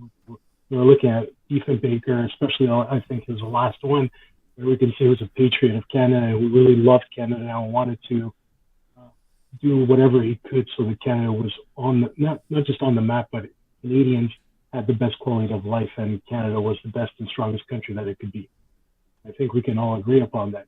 After that, we see the slide, and we see the slide, beginning with Trudeau Sr. all the way down. I think those throughout the last 40, 50 years, there has been a steady decline of what Canada is, and now we see what's happened. And it's not a coincidence either, because when we see what's happening in Europe, we see the interference all along.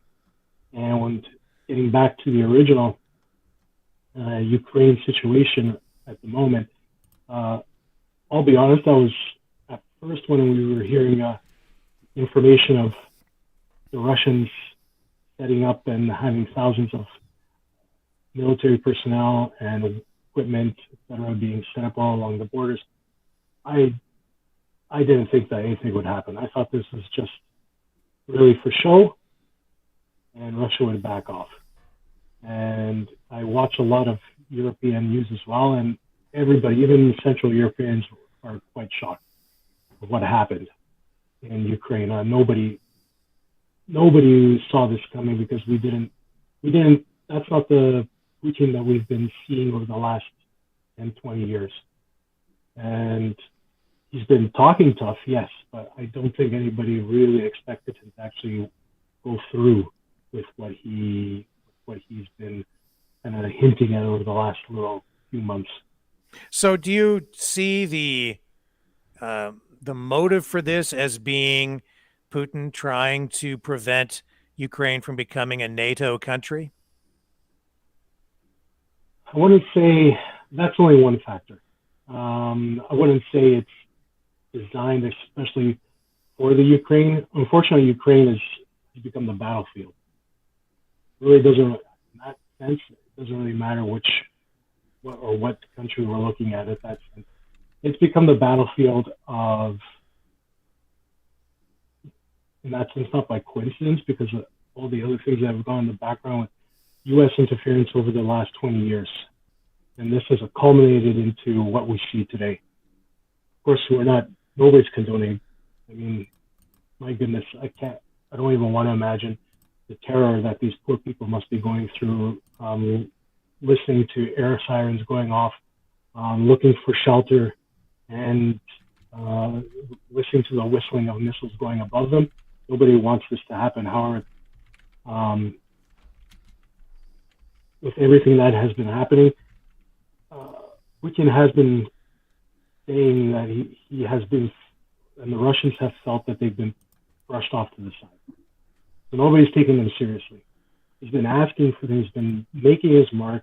They are a superpower in that sense, that they have all the resources, my goodness, in the world, by far even more than Canada does when we look at natural resources, etc. They have the military might, and put up concessions. They've been trying to get through to the West, take them serious, and nobody has. Nobody's wanted to. They've been brushed off for many years. I'm not trying to give an excuse for the attack on the Ukraine. I'm just saying that with everything in their mind that they've been seeing and how they've been felt over the last 20, 30 years, ever since the fall of the USSR, it's culminated into this. And basically saying the world until now has been one polar and one pole. That's the United States and Western Europe, which is basically, we see a very liberal Western world, which do not align with the values of Central Europe, but especially Russia and that part of the world. They don't align. The West has been pushing their values onto the whole world, but especially on trying to push it onto Russia. And he's basically saying this world has come to an end. This one polar system has come to an end. Pushing it now, there's going to be at least two poles, or if not more, because we can't forget China as well. So the story that we're getting from the mainstream media in Canada and the United States, how accurate do you think any of that is, or is it pretty much all propaganda? What's your view? Don't forget, it's wartime. And wartime brings out the biggest propaganda that every country can push out there. Everybody wants to show that they're the strongest, that they're right, and they want to rally the troops, so to speak, right? The propaganda machine has been churning out the news. I'll just give you one example. All right. So for today, we've been hearing today in the last couple of days that Russia's hardly been making any in-grounds. There's not a lot of movement. The Ukrainians are doing a fantastic job of pushing them off and whatnot. This is the kind of news we're hearing and the information that we're getting. I look onto Hungarian sites and Central European sites, and they say, no. We know what the West is saying, but this is what's actually happened. They've made much more in-grounds than anybody's letting on in the West. So you kind of have to take everything with a grain of salt, especially when it's wartime, especially depending on where you live and which powers are you on, is representing you. So in Canada, Canadian media, along with the American media, is going to try to lessen the impact of the Russian military and disregard their progress. And I mean, the propaganda of that a lot of Russian military is giving up.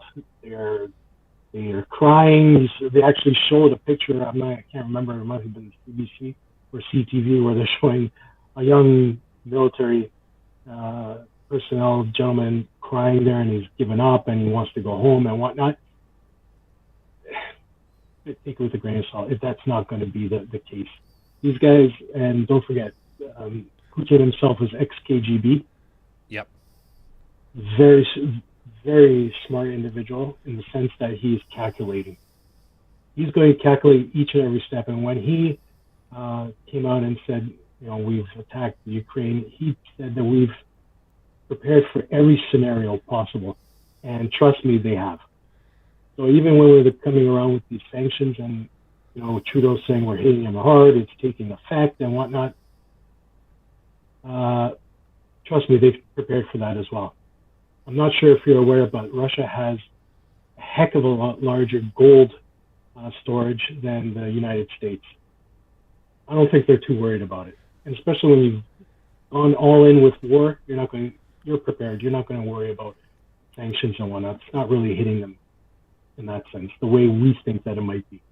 Well, it seems to me, too, that the decision to take them out of the SWIFT payment system hurts the West and Canadian banks as much as it would ever hurt the Russians, because now the Russians can't pay their debts. They can't come up with the U.S. dollars to service their debts on the Western side, so we suffer over here. And That's right. the solution to And, that is for the U.S. Treasury to print more U.S. dollars, which devalues the U.S. currency even more. After we've spent they printed trillions and trillions, and the Canadian dollar was printed into almost into oblivion as well. So that's just fueling more and more and more inflation over here. Am I off the mark with that, or what do you think? Absolutely not. You're not off the mark at all. It's absolutely correct. And even, which is surprising, today, I think Chrystia Freeland herself actually admitted that we might actually feel some pain with these sanctions, which means we're really going to feel the pain of these sanctions. And it looks like this might even been planned on Putin's part, because it looks like he might actually go off the dollar, throw that to the side, which now makes an even abundance of more U.S. currency in the system, make it even less valuable, meaning all of the Western currencies that rely on the U.S. dollar are going to be even less valuable. So it's such a slippery slope, and it looks like because of the buildup of gold and gold bullion that the Russians have, they might actually even off the U.S. dollar and base their currency on their stockpile. Speaking we'll of see what happens there. Speaking of economics, we had a guest the other night point out that the Ukrainian dollar. Forgive my ignorance, I don't know what it's called. So, for the sake of keeping it easy, we'll call it the Ukrainian dollar. I can't pronounce it. Do you know how to pronounce it? It's the I can't pronounce it. Hryunia or something. Right? We'll call it the Canadian dollar. Yeah, we'll call it the Canadian dollar just for fun, or the Ukrainian dollar just for fun. Simplicity's So, sake, you know. the Ukrainian dollar has only lost like 2 cents in the past few weeks. How that does not make a whole lot of sense. Do you think that could probably crash sooner? Like when it goes, it'll go really quickly. Is this because Western nations are propping up Ukraine? And that's exactly what it is. They're propping Ukraine up artificially. They don't want, obviously, the Ukraine to crash. They don't want its economy to bottom out. It will. And as this war drags on, of course, no war is good for anybody. The economy, the Russians are going to feel it too. That's just natural. It's going to affect their economy, but Ukrainians, with their poor economy as is, this is really going to take, as it drags on, it's just really going to. See, we saw a lot of propaganda over the past week about the Russian ruble tanking, and the Ukrainian currency is still strong. But in my view, the West, I think, is secretly buying up Ukrainian currency in order to create artificial demand to increase or support the value artificially of the Ukrainian currency. We're all going to end up paying for that too, because ultimately, if Ukraine falls and that the Ukrainian currency ends up being worthless, it'll be taxpayers in the West, us, who end up holding the bag on all that. So we'll basically end up having we'll pay for the destruction of the Ukrainian currency. We will end up paying for it in large part. Well, we've already sent $500 million. So it's these types of quote unquote donations. We'll never see that money back. No, we'll never see it back. No. We flushed that down the toilet already. It's there. They'll use it. We'll see how.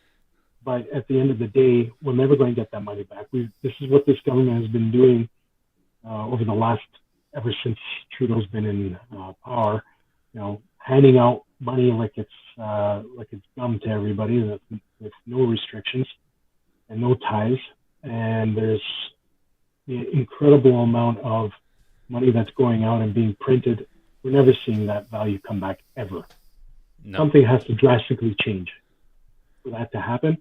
And we don't want that drastic change to happen because that means that our economy has tanked as well, which would bring pain and suffering to all of us because we're definitely not ready for it.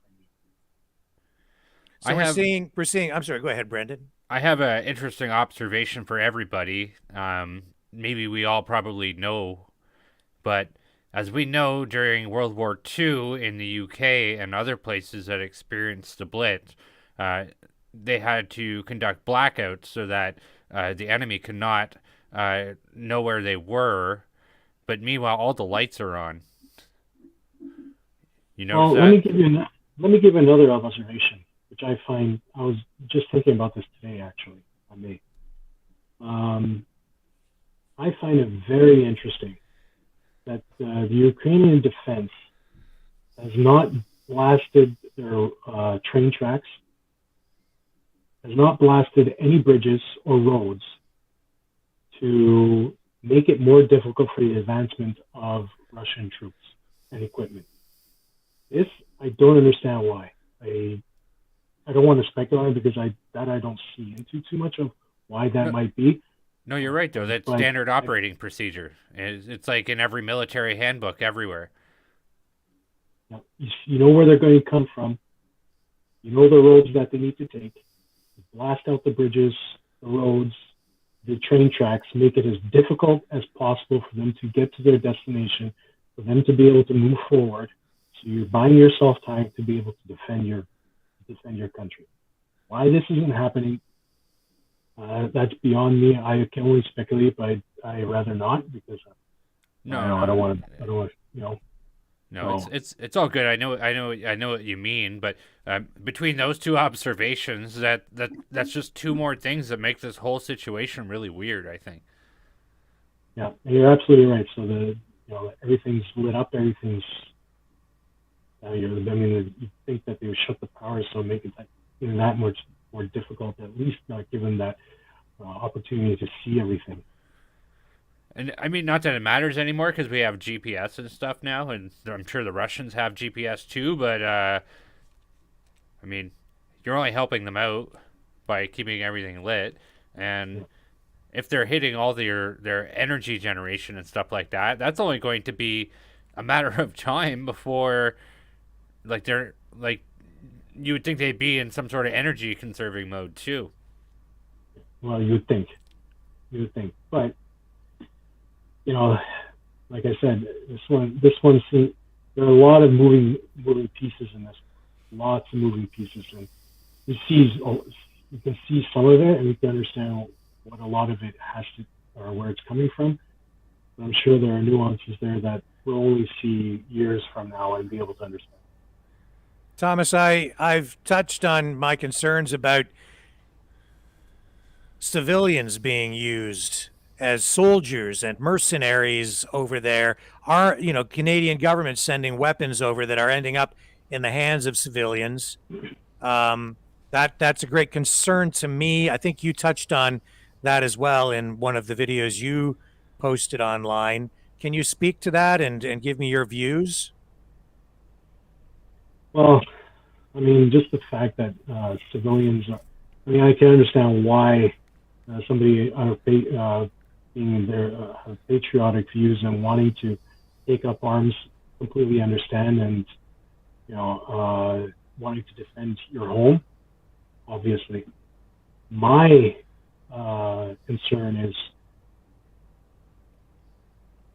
foreign nations sending, such as Canada and other countries, sending arms and munition to the Ukraine. Hungary has been a little bit, blacklisted in the sense that they haven't allowed any live munition to go past its borders into Ukraine. Why? Because it is, as the Prime Minister of Hungary, Viktor Orbán, said, his main job is to protect the lives of his people, of his country. So the minute guns and live munition go through that border, the country becomes a target, right? Do we really want that? Do we want to have a target on our backs? Do we want to to be targeted as the enemy, especially with a powerhouse like Russia is. And it doesn't have to be immediate. It could be further down the road, but I truly don't think that it's a very wise decision to be sending live munitions and guns and whatnot to the Ukraine from here. Humanitarian aid, by all means, please do. And I encourage everybody to, whatever they need, we send. Look after those people, the refugees coming out of the country. My goodness, we need to help them as much as we can. But to be putting a target on our own backs in this way, Russia is too powerful, and we also know that Canada, over the last 40 years, has done very little to ensure that our military forces are up to speed, up to grade, the most modern and tactical that they can be. I mean, we're talking about 40-year-old fighter jets. We don't have a navy, basically. Our submarines can't do much. Our whole north, the Arctic, is defenseless. It wouldn't take much for... Sorry? Our Browning 9mm sidearm pistols are from World War II. Yeah. A lot of our equipment is in dire need of desperate upgrades. And not tomorrow, should have been done years ago. We're way behind. We don't even have procurement for new fighter jets. I think they're just starting to talk about new fighter jets. I think they were going to buy used ones off of the Australians, if I'm not mistaken. So they did, and this is inside information, which they did. However, the F-18s, they're not all the same. So not all the parts are interchangeable. So we shot ourselves in the foot with that, because the Australian ones, not all the parts are interchangeable, because they were meant to be brought in so then we could swap parts and get more of our planes into it, but it's not always working.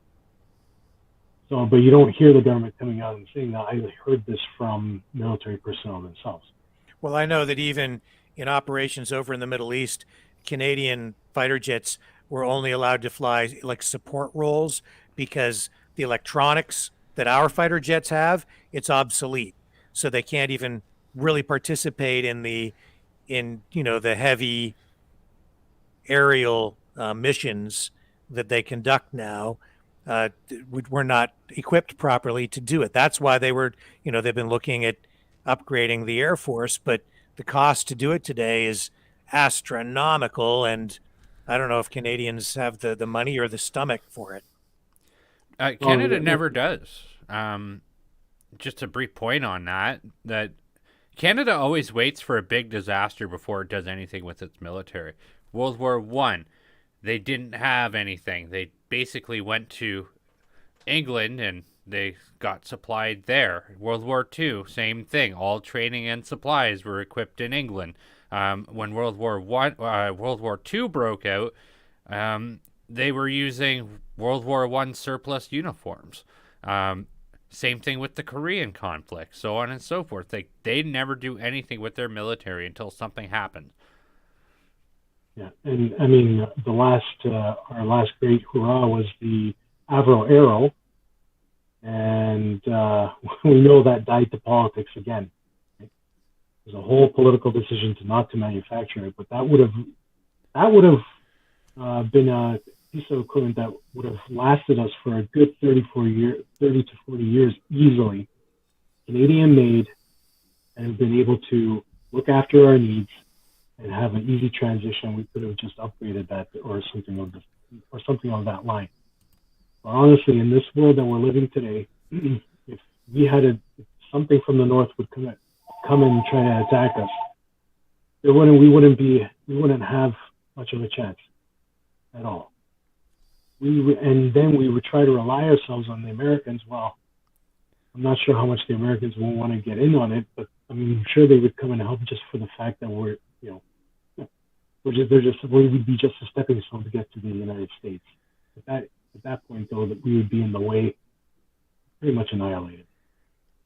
Did the approach that the Trudeau and the Liberal government has been taking, can you just give me some thoughts on that? I mean, I'm even looking at this plane filled with Russian citizens, and it's grounded in Yellowknife, and they can't get home, and it's been sitting there because Trudeau has said no Russian flights in Canadian airspace, and so now these folks are sitting at home, and you have diplomatic efforts underway in order to get these people back to their home country in Russia.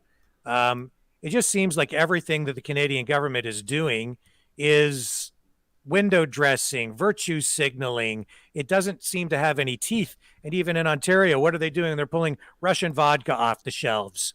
You know, it might make people feel better, but I don't know if any of it's having any real impact in a constructive or positive way.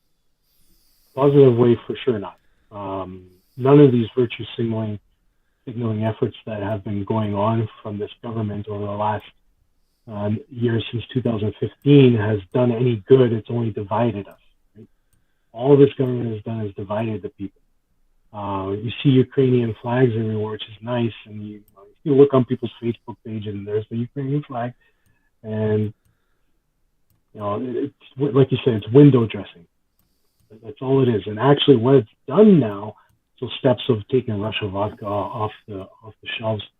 Well, it's dividing, and I'm getting a lot of mail from Ukrainian Russians themselves, and Ukrainians themselves, and they're saying, all this is doing is dividing their own community here in Canada. That's all it's doing. And now, a Russian and Ukrainian who may have been great friends, they themselves are not speaking to each other because of this ridiculous division that these people are doing. You look at the other ridiculous things that are happening, like, for example, CCM. Okay, They've taken Ovechkin merchandise off the shelves. They're not going to circulate Ovechkin merchandise. What does Ovi have to do with this whole situation? Now, the problem here that we're doing now is we're going back to collective guilt. That's what they're doing. Well, isn't that illegal? Look what we did with the Japanese and the Germans. That's what we're doing now. That's exactly what we're doing. We had to, make sure that we had to apologize for that and give them amends. Rightfully so. There's no such thing as collective guilt. The average, everyday individual is not to blame for all. But that's exactly what's happening. Why do you have a flight stuck in Yellowknife, for crying out loud? Those people have nothing to do with it. Heck, maybe the whole flight of Russian individuals on there don't want this war to be happening. They may hate Putin themselves. I don't know. But if this, how dare we collectively put a guilt on these people? Collective guilt, that is a big no-no. That's illegal. And yet here we are, collectively, the West and Western leaders are all at the same time doing the same thing in collective guilt. Look what they did at the UN when Foreign Minister Lavrov was on screen and started to speak. What are these diplomats? Okay? These people are supposed to be the ones who will, talk with foreign ministers to get somewhere. What do these diplomats do? They get up and leave. Seriously? These are the people who are supposed to then lead us to peace? And collectively, all liberal Western leaders, look at them, they're collectively Western liberal leaders, from Macron, the rest. And I find it very interesting that these leaders, you look at Trudeau, you look at Biden, you look at Macron, you look at Scholz now in Germany, you look at the Italian Prime Minister, all the same. All the same. They don't listen. They don't want to talk. They don't want to negotiate.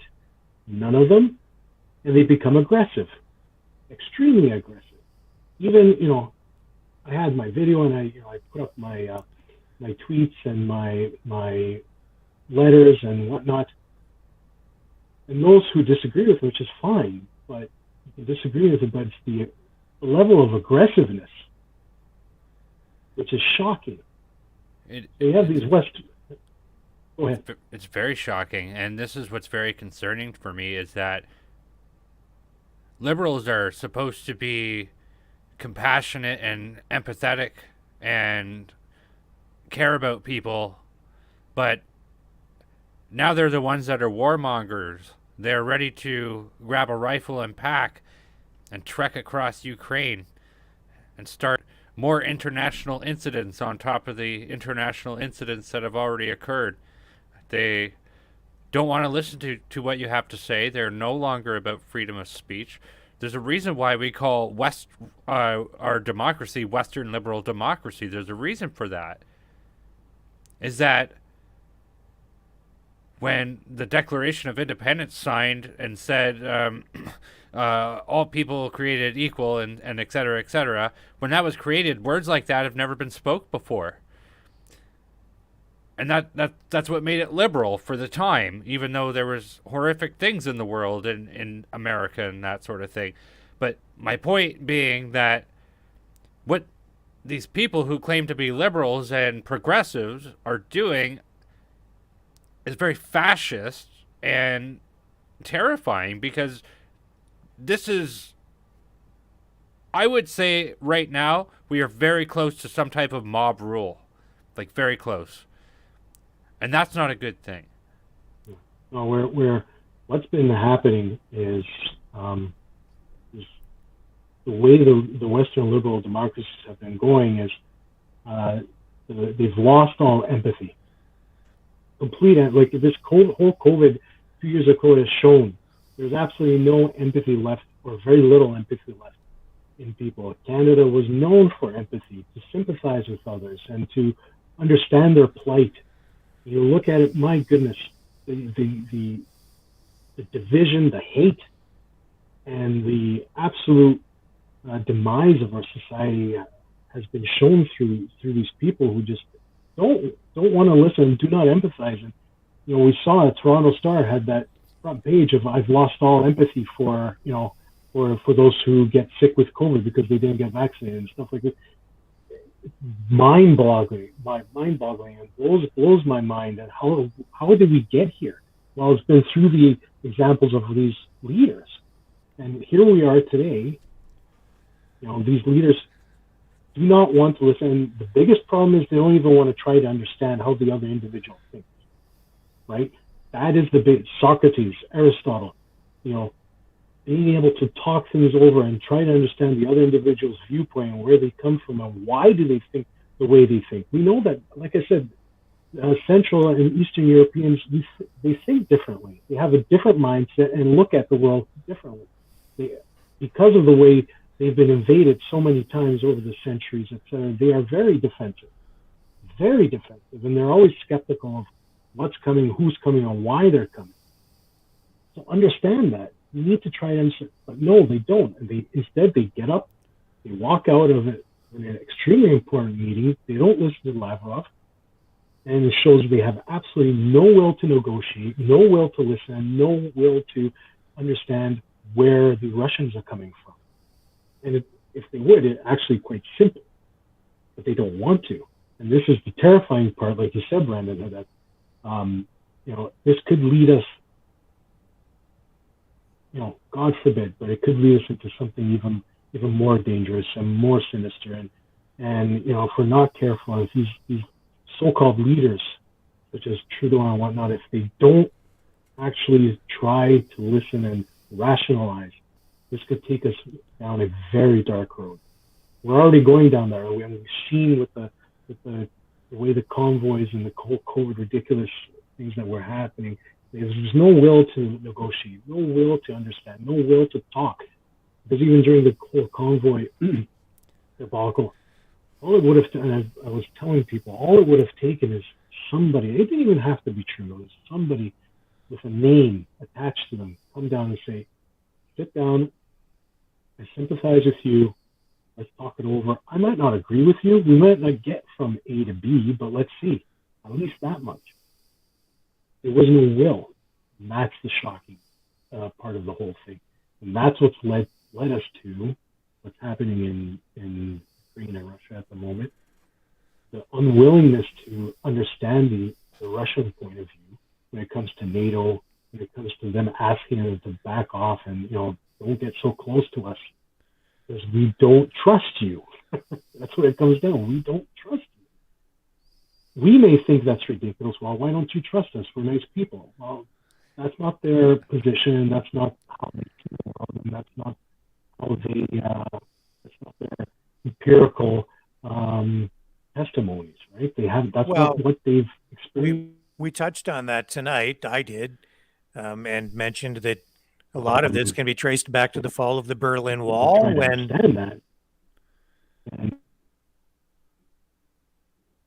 Yeah, and I think we're losing your feed, Thomas. Yeah, I think we lost Thomas momentarily. I'm sure he'll be back. Yes.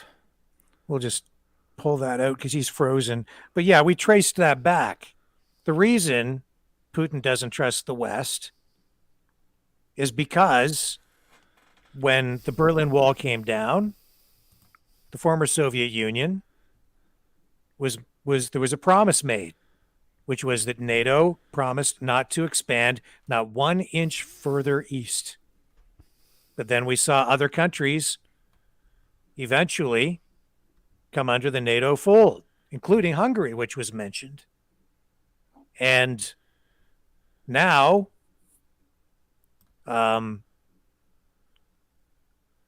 Russia, which was part of the Soviet Union, when they've expressed concerns, the answer that Russia was given, that Putin was given, was, well, that was a promise we made to the Soviet Union. It doesn't apply to you. And that is dangerous. And that is why Putin doesn't trust the West. And I think any rational person can understand that. Isn't that kind of like the embodiment of the West nowadays? Like, I'll just make this point really quick. Like when Chrysler Canada dissolved and they became FCA Canada, and Chrysler Canada had all these debts and stuff. And so the media goes to FCA Canada, oh, you have all these debts, and the media goes, oh, well, that was Chrysler Canada, but we're FCA Canada. It's like the same kind of crap. We pull that on everybody all the time. I was mentioning the Berlin Wall when we kind of lost your feed. Yeah. And I mentioned that, and earlier tonight I said that a lot of the mistrust can be traced back to that, because when Reagan stood in front of the wall and said, Mr. Gorbachev, tear down this wall, Gorbachev finally agreed, but there was a promise made, which was that NATO promised they would not expand even 1 inch further east. But they have, not at first, but later, over time, they did. And now you have countries, even you mentioned Hungary. Hungary is now under the NATO umbrella, and they did move east. So now I think any rational, reasonable person can at least understand Putin's perspective, which is that you said you wouldn't do it. You promised you wouldn't come any closer.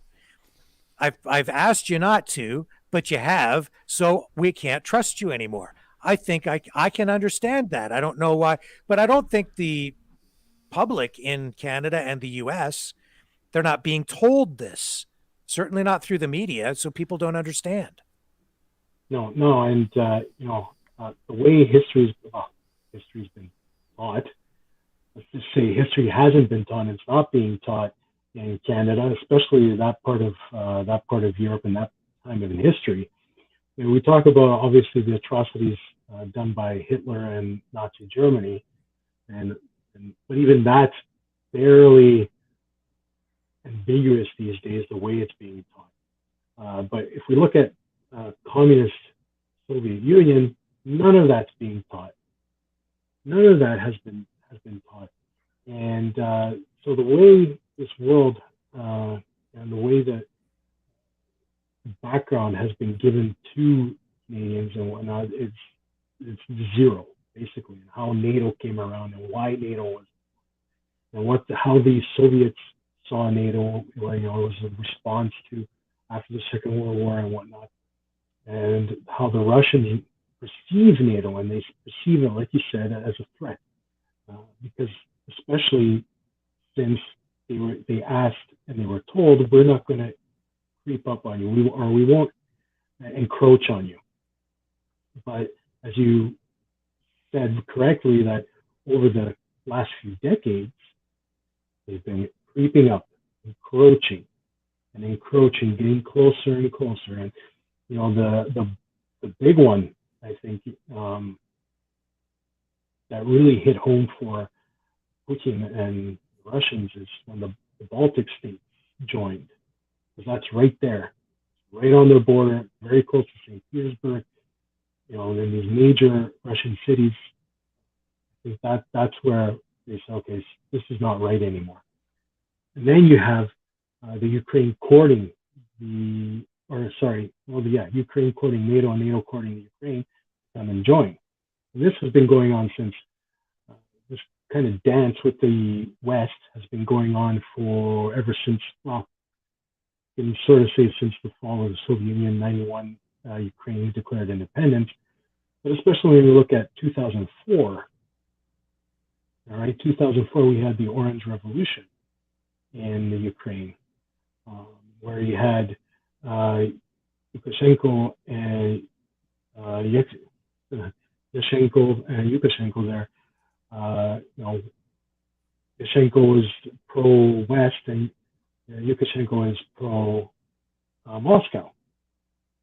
And, and then they declared, that the one was cheating, that it was invalid and whatnot. So there's a whole back and forth there with the West, again, interfering. I'm not saying Moscow didn't, don't get me wrong.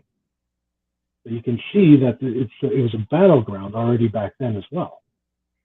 Who will control that area? Why is it important? Again, it's right on the border of Russia. It would keep Russia in check. And Russia, again, felt that, with this Western influence, that they felt threatened. Russia is, they are a big power, not taken seriously. And that's the whole idea behind it, because nobody's trying to understand what they want and what their needs are. And we look back into 2014, again, East versus West. You have, the president of the time, backing out of a deal with NATO and a deal with the EU because he got a better deal from Moscow. And then you have fighting breaking out again in Kiev, people dying for absolutely no reason. You had military coming out and shooting into the crowd there at the main square. People dying for no reason. And again, Western interference. I'm not saying Moscow didn't, but the West again pushing in. There are speculations that the West started that whole situation in 2014 as well. A la a couple of other, like the Arab Spring, Cairo, Libya with Gaddafi. We can go on with what the Clintons did and what Obama did, but we know they had their hand in. They had their hand in there, right? Benghazi. It's not a secret what happened in Benghazi. Hillary Clinton calling the shots. Hillary Clinton basically sacrificing her own ambassador there. All because of power, money, and greed, right? And again, very similar to what happened in 2014 in Kiev. West versus East. Americans going in, putting their nose into it. Why? Because they want to control the resources there, and like I said in my video as well, the Crimean Peninsula there, under it, and under the Black Sea, there's trillions of cubic meters of untouched natural gas. Untouched. We know Europe is dependent on foreign gas and oil. Well, look at that. Ukraine has a huge supply. Wow, look at that. Who would have guessed? Do we want that peninsula? Of course they would want to go get that peninsula. Of course they're going to go in and try and get it. And look what happened. Putin, like I said, has foresight. He knew that this was going to happen. He knew this was going to happen. The demise of the Ukraine, that peninsula, Crimean Peninsula, right? It was gifted to Ukraine during the Soviet times by Khrushchev. What does Putin do? Goes in. It's Russian majority there, Russian-speaking majority. They go in and he takes it back, basically annexes it. If nobody's interesting enough, of course, the West is going to say, "Well, this is illegal." You can debate that either way because we've seen it happen before and in history, in the not so long past. This happened, annexations. Now, is that an annexation in real life? Because in the sense of it was gifted, you could argue that it was gifted to Ukraine and Russians took it. In any case, this is something that the Americans would have done the same thing. I think any country would have done. You're going to protect your own interests. You're not going to have, because if the West would have put their foot in there, if they would have controlled that gas supply right there, well, that's a huge win for them. And a major win. Obviously, Putin and the Russians are going to ensure that doesn't happen. And of course, you have Donetsk and Luhansk there, the two independent states that were fighting for their independence on the eastern part of the Ukraine at the same time. Those battles stemmed from the Crimean Peninsula crisis. They saw an opportunity to be independent from the Ukraine, and either join Russia or just be independent states. Now, interestingly enough, this is something that people don't talk about. It needs to be talked about because this is reality.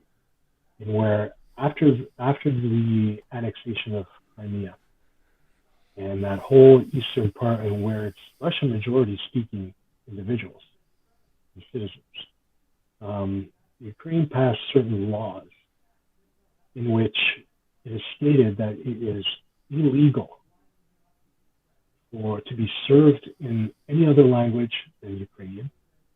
It is illegal to teach any other language than Ukrainian. You cannot go to a foreign language school, so you can't go to a Russian school or any other school. You can't have report cards in any other language, so Ukrainian or nothing, basically. And the problem is it's not just a law, but from that law stemmed incredible human rights violations within the Ukraine. So, correct me if I'm wrong, it's Zelensky who had put that into place. I'm really glad that you brought that up. Yeah. Well, and so Zelensky hasn't retracted it, has he? No. It's still in place. So, at the beginning of the show, I said, how the Kingdom of Hungary and the Austro-Hungarian Empire was split up, and we had territory going back and forth. Well, a small sliver of territory from Hungary was annexed to the Ukraine. So it's called, in Hungarian, we call it the Carpathian Base. Right? So it's a small territory, but it has a Hungarian majority there who speak and live Hungarian. And by first-hand accounts and knowing this and watching news and speaking with people that I know from that area of the country, it's not fun living under this regime.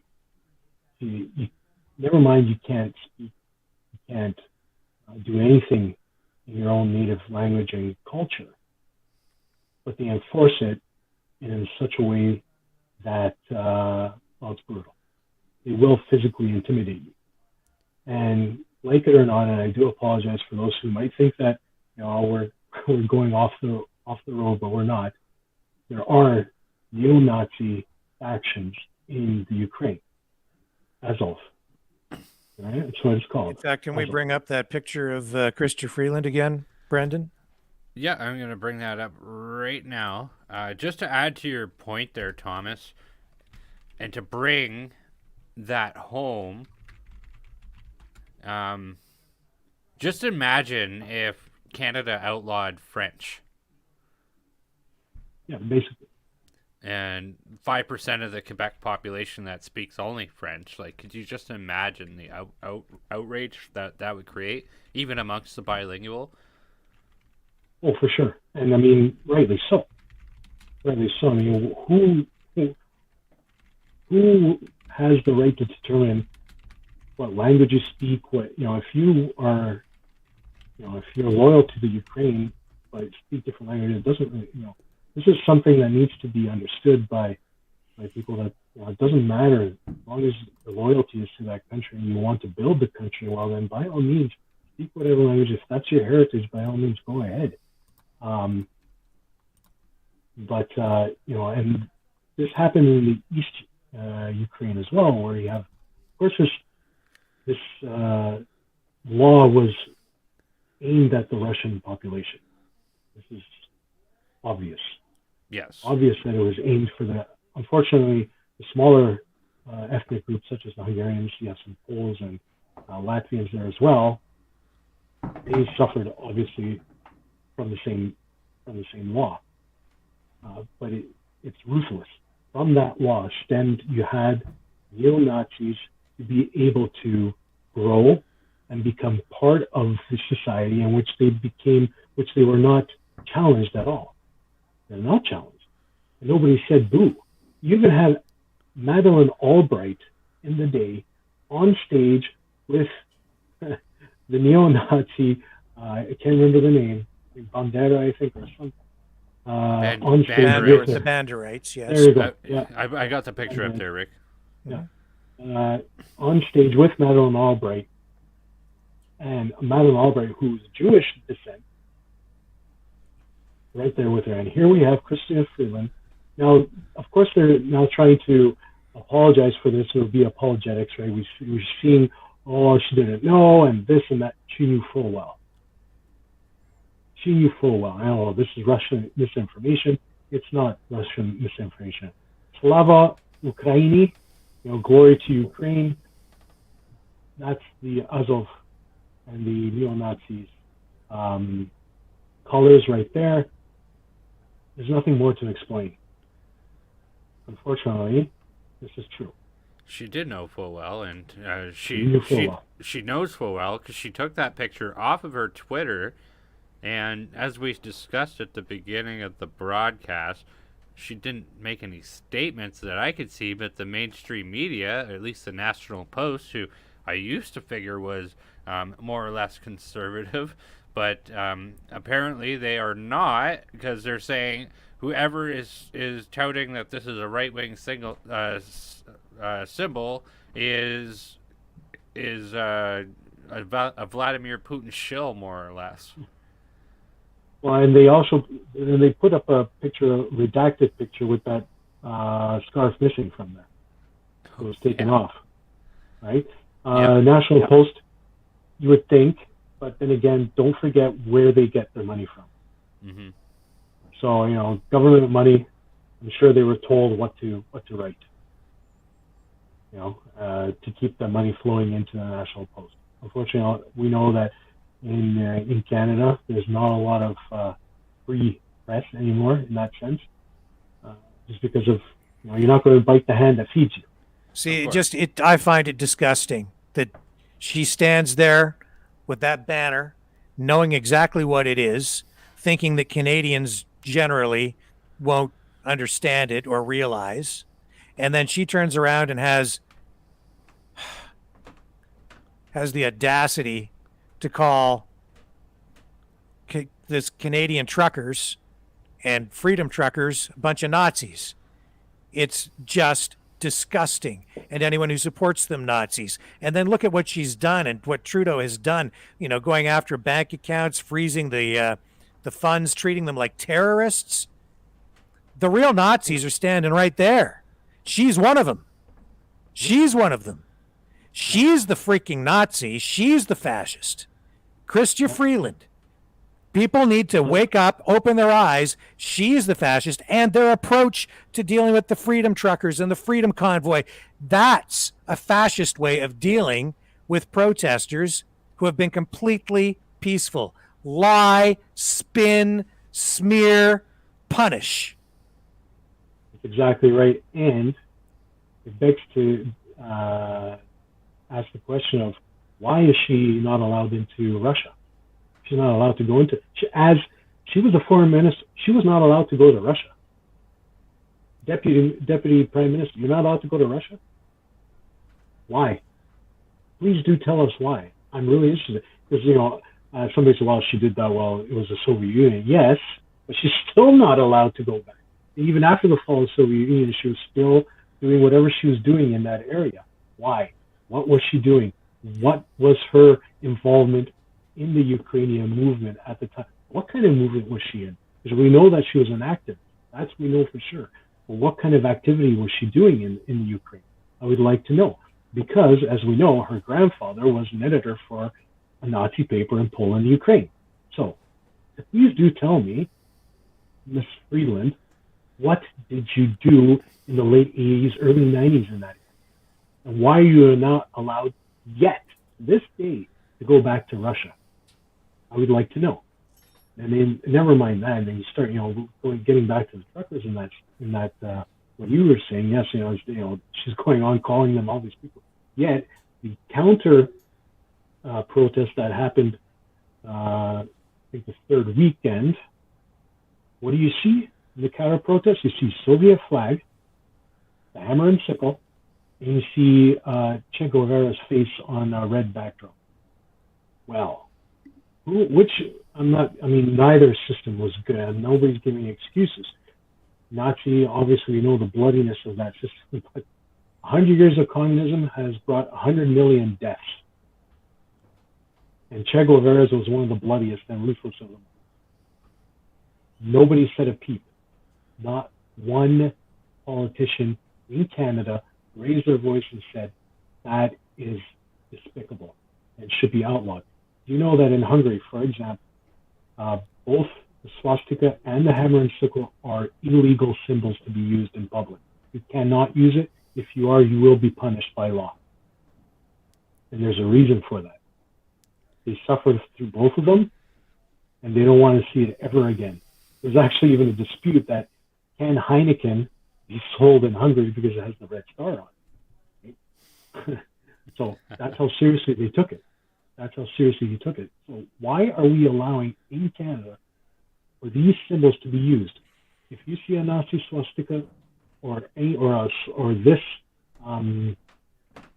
scarf or any other symbol, that should be punishable. Just like the hammer, sickle, red star should be punishable. I'm sorry, but if we believe in freedom and non-authoritarianism, these things should be eliminated once and for all and taught in the school. This is the other problem that we have, is none of this stuff is taught. That's why we have people who have no idea of what, when we speak about these things, you have no idea what we're kind of, they think we're out to lunch and then in the far right field having a snooze. That we're the crazy ones. And yet, that's the scary thing to me, is that, that banner represents a Nazi group that is active today. This is not like some, swastika from World War II back in the 1940s. This is an active group today. And they're not the only Nazi group active there. And this story that we're getting from the mainstream media, the way they're spinning all of their, pro-war propaganda, it's all very simplistic. It portrays, they create this very black and white, story where Ukraine good, Russia evil, right? That's it. That's it. Vladimir Putin, crazy evil dictator trying to take over Europe. This is just his first step, just like Hitler. On the other side, oh, the poor, innocent, pure as the driven snow Ukraine government, and Zelensky is a hero. In fact, and I saw today, maybe I think was it you, Brendan, who sent it to me, Captain Ukraine, the picture of Zelensky. Like, it's crazy crap, right? That scares me. Yeah, we can share that if you want. Give me a moment, I'll drag it out. Yeah, let's take a look at it. I haven't seen that, but oh yeah, Captain Ukraine. He's right up there. Captain America, Captain Canuck, Captain Ukraine. But isn't it too simplistic, Thomas? Oh, extremely simple. Extremely simple. I mean, and here we are again with wanting to know and wanting to understand the other individual, which we haven't been doing for years and years and years. Because even back in the Cold War days, right, we made it very simple. Soviet Union is horrible. West is the best, right? And oh my goodness.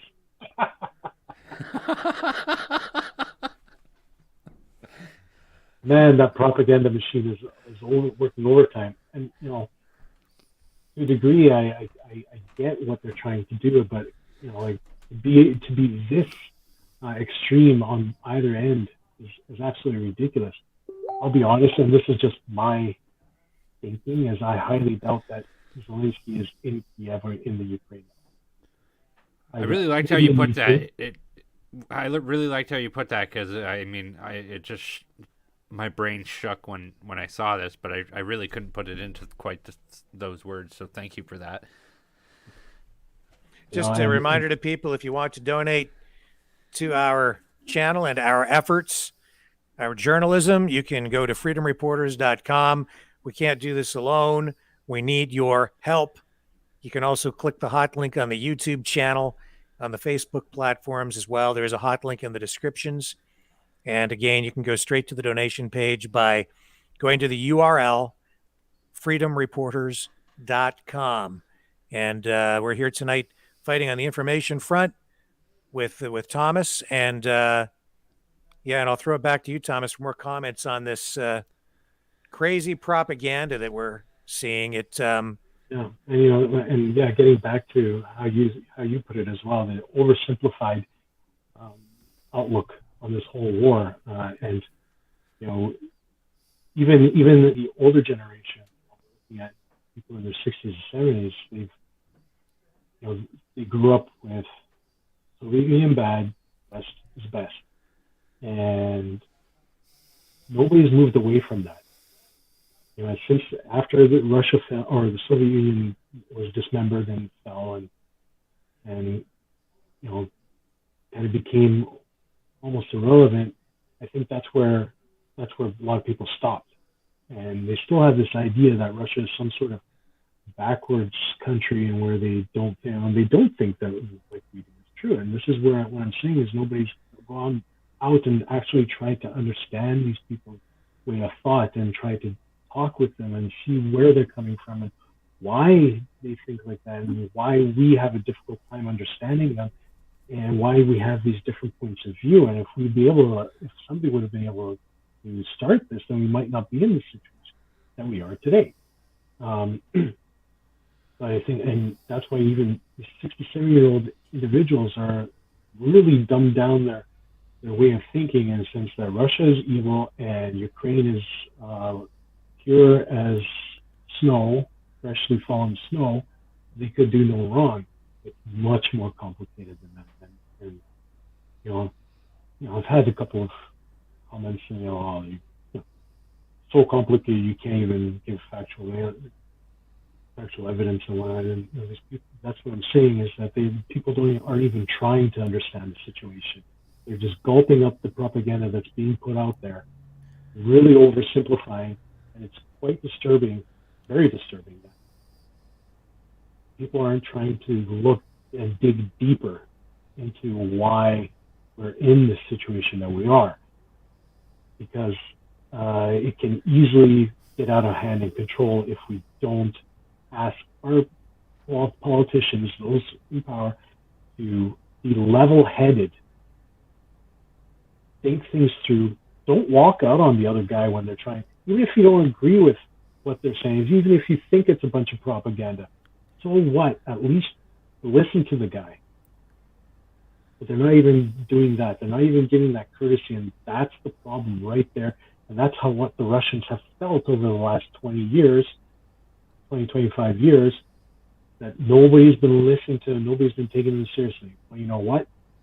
We're going to make you take us seriously at this point, and we're going to create, we're going to go back to a two-poled system where the power in this world is not in just one superpower's hands. Because that's what it was for the longest time. Now what we're seeing in the United States,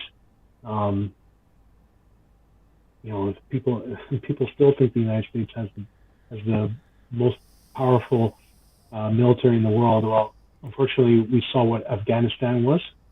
How they came out of there, this absolute garbage and mess, is a disgrace. You leave weapons and equipment and whatnot for the enemy. It just doesn't make, none of this makes any sense, and it shows that the United States is an empire. As an empire is finished, and Russia is actually walking all over them because Putin actually had no fear in doing what he's doing. No fear. Yeah, they've shown their impotence, absolutely impotent. All of the posturing they've done, it's all been empty. There's nothing behind anything they've really been saying, unless they're prepared to really step up and risk a nuclear conflict, which I don't think they are. I pray that they're not. I think it's completely irresponsible. But absolutely, completely irresponsible. I mean, the way the Western Europe is behaving is already irresponsible as is. The way Canada has been, sending weaponry, I think anyway, that's irresponsible.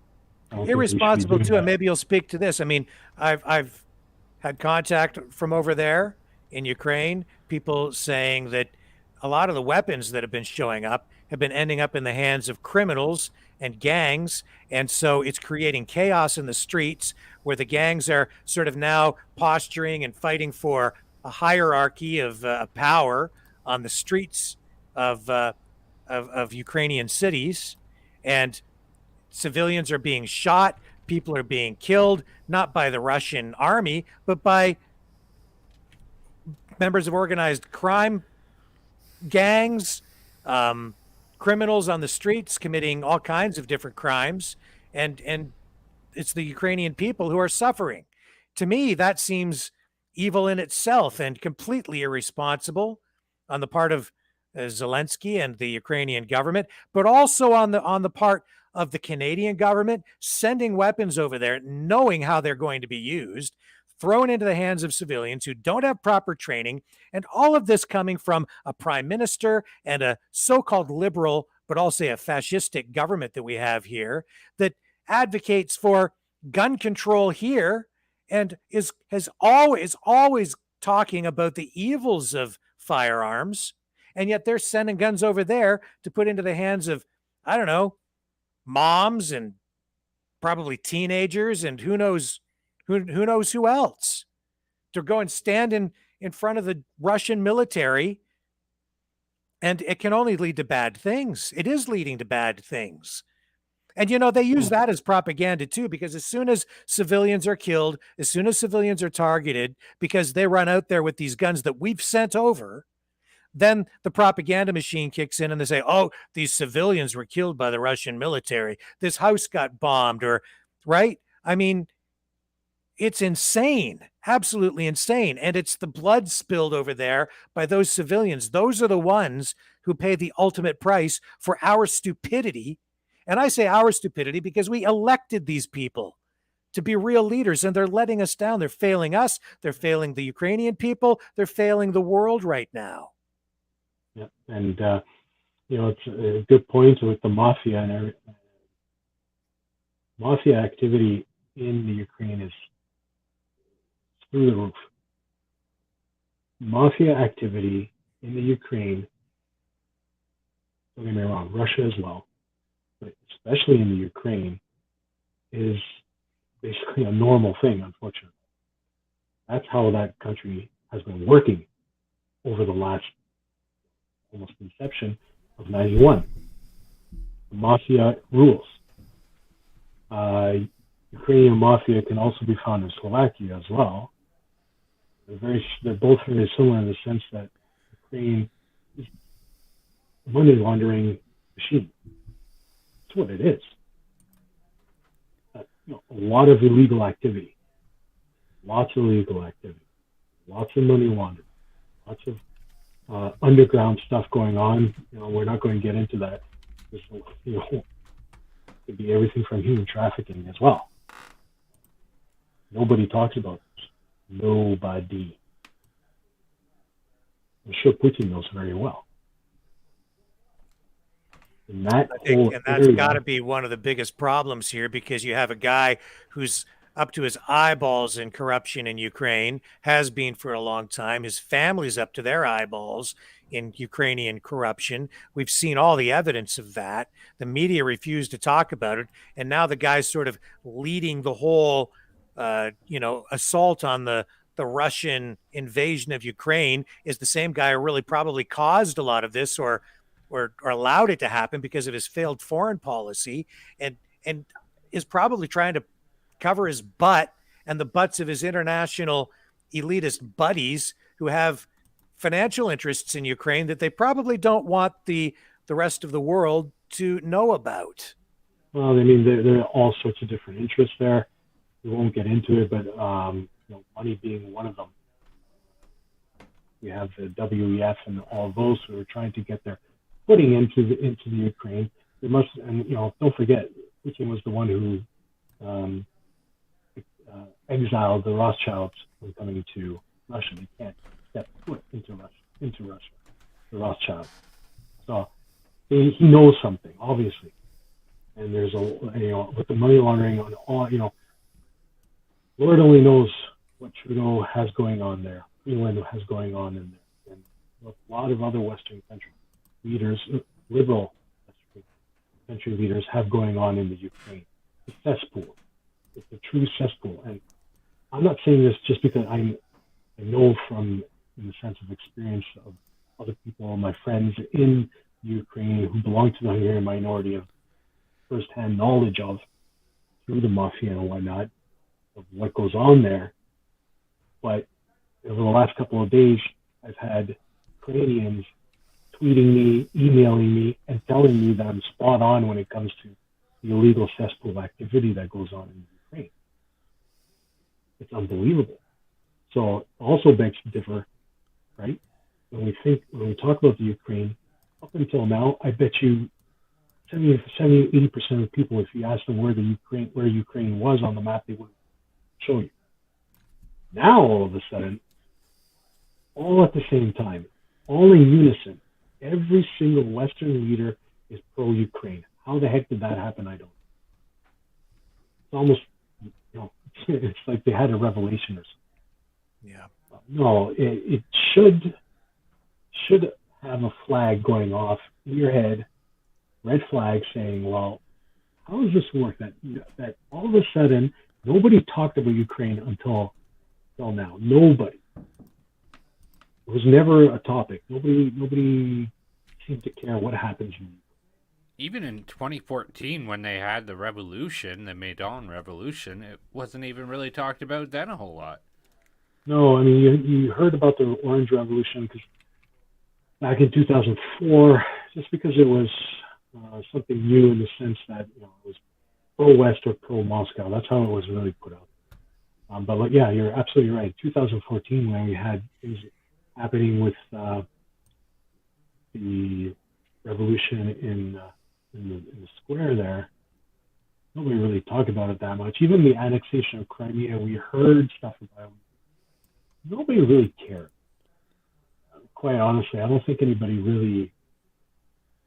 really raised their eyebrows. They heard it. Oh, well, that's not nice. And they moved on.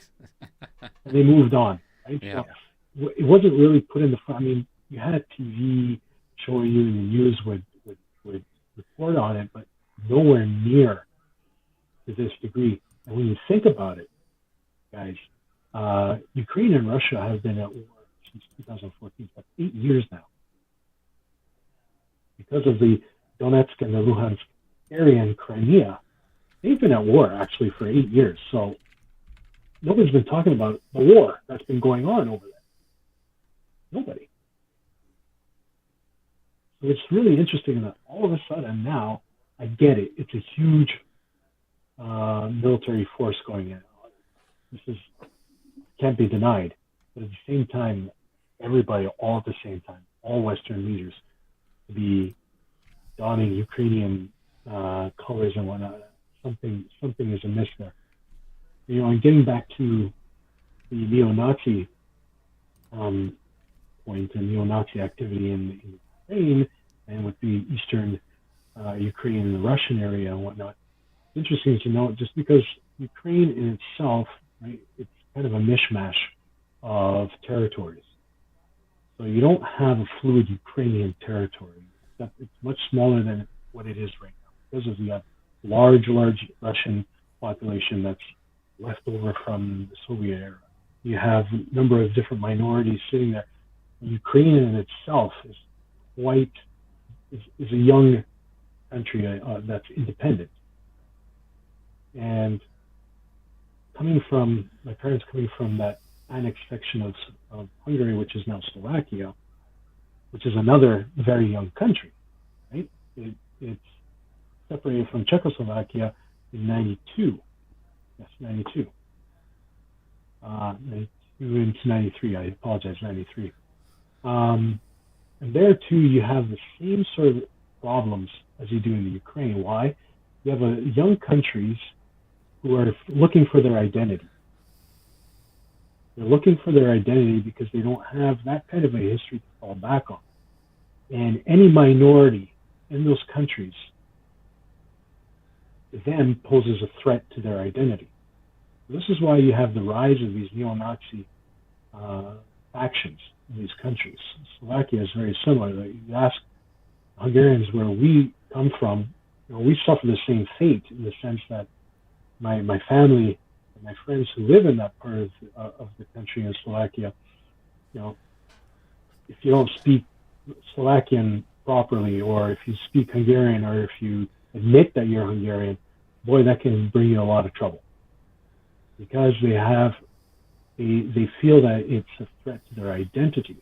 And this is something that, you know, the West doesn't quite understand as well, because we have to look way back in history of why, because the West has kind of made that whole Central Europe, Eastern Europe a mishmash of countries that didn't really exist before. So you make this Czechoslovakia that is a fake country because it never existed before, prior to World War I. Yugoslavia, same thing. We saw what happened there in the South Slavic Wars, in the Balkan Wars there.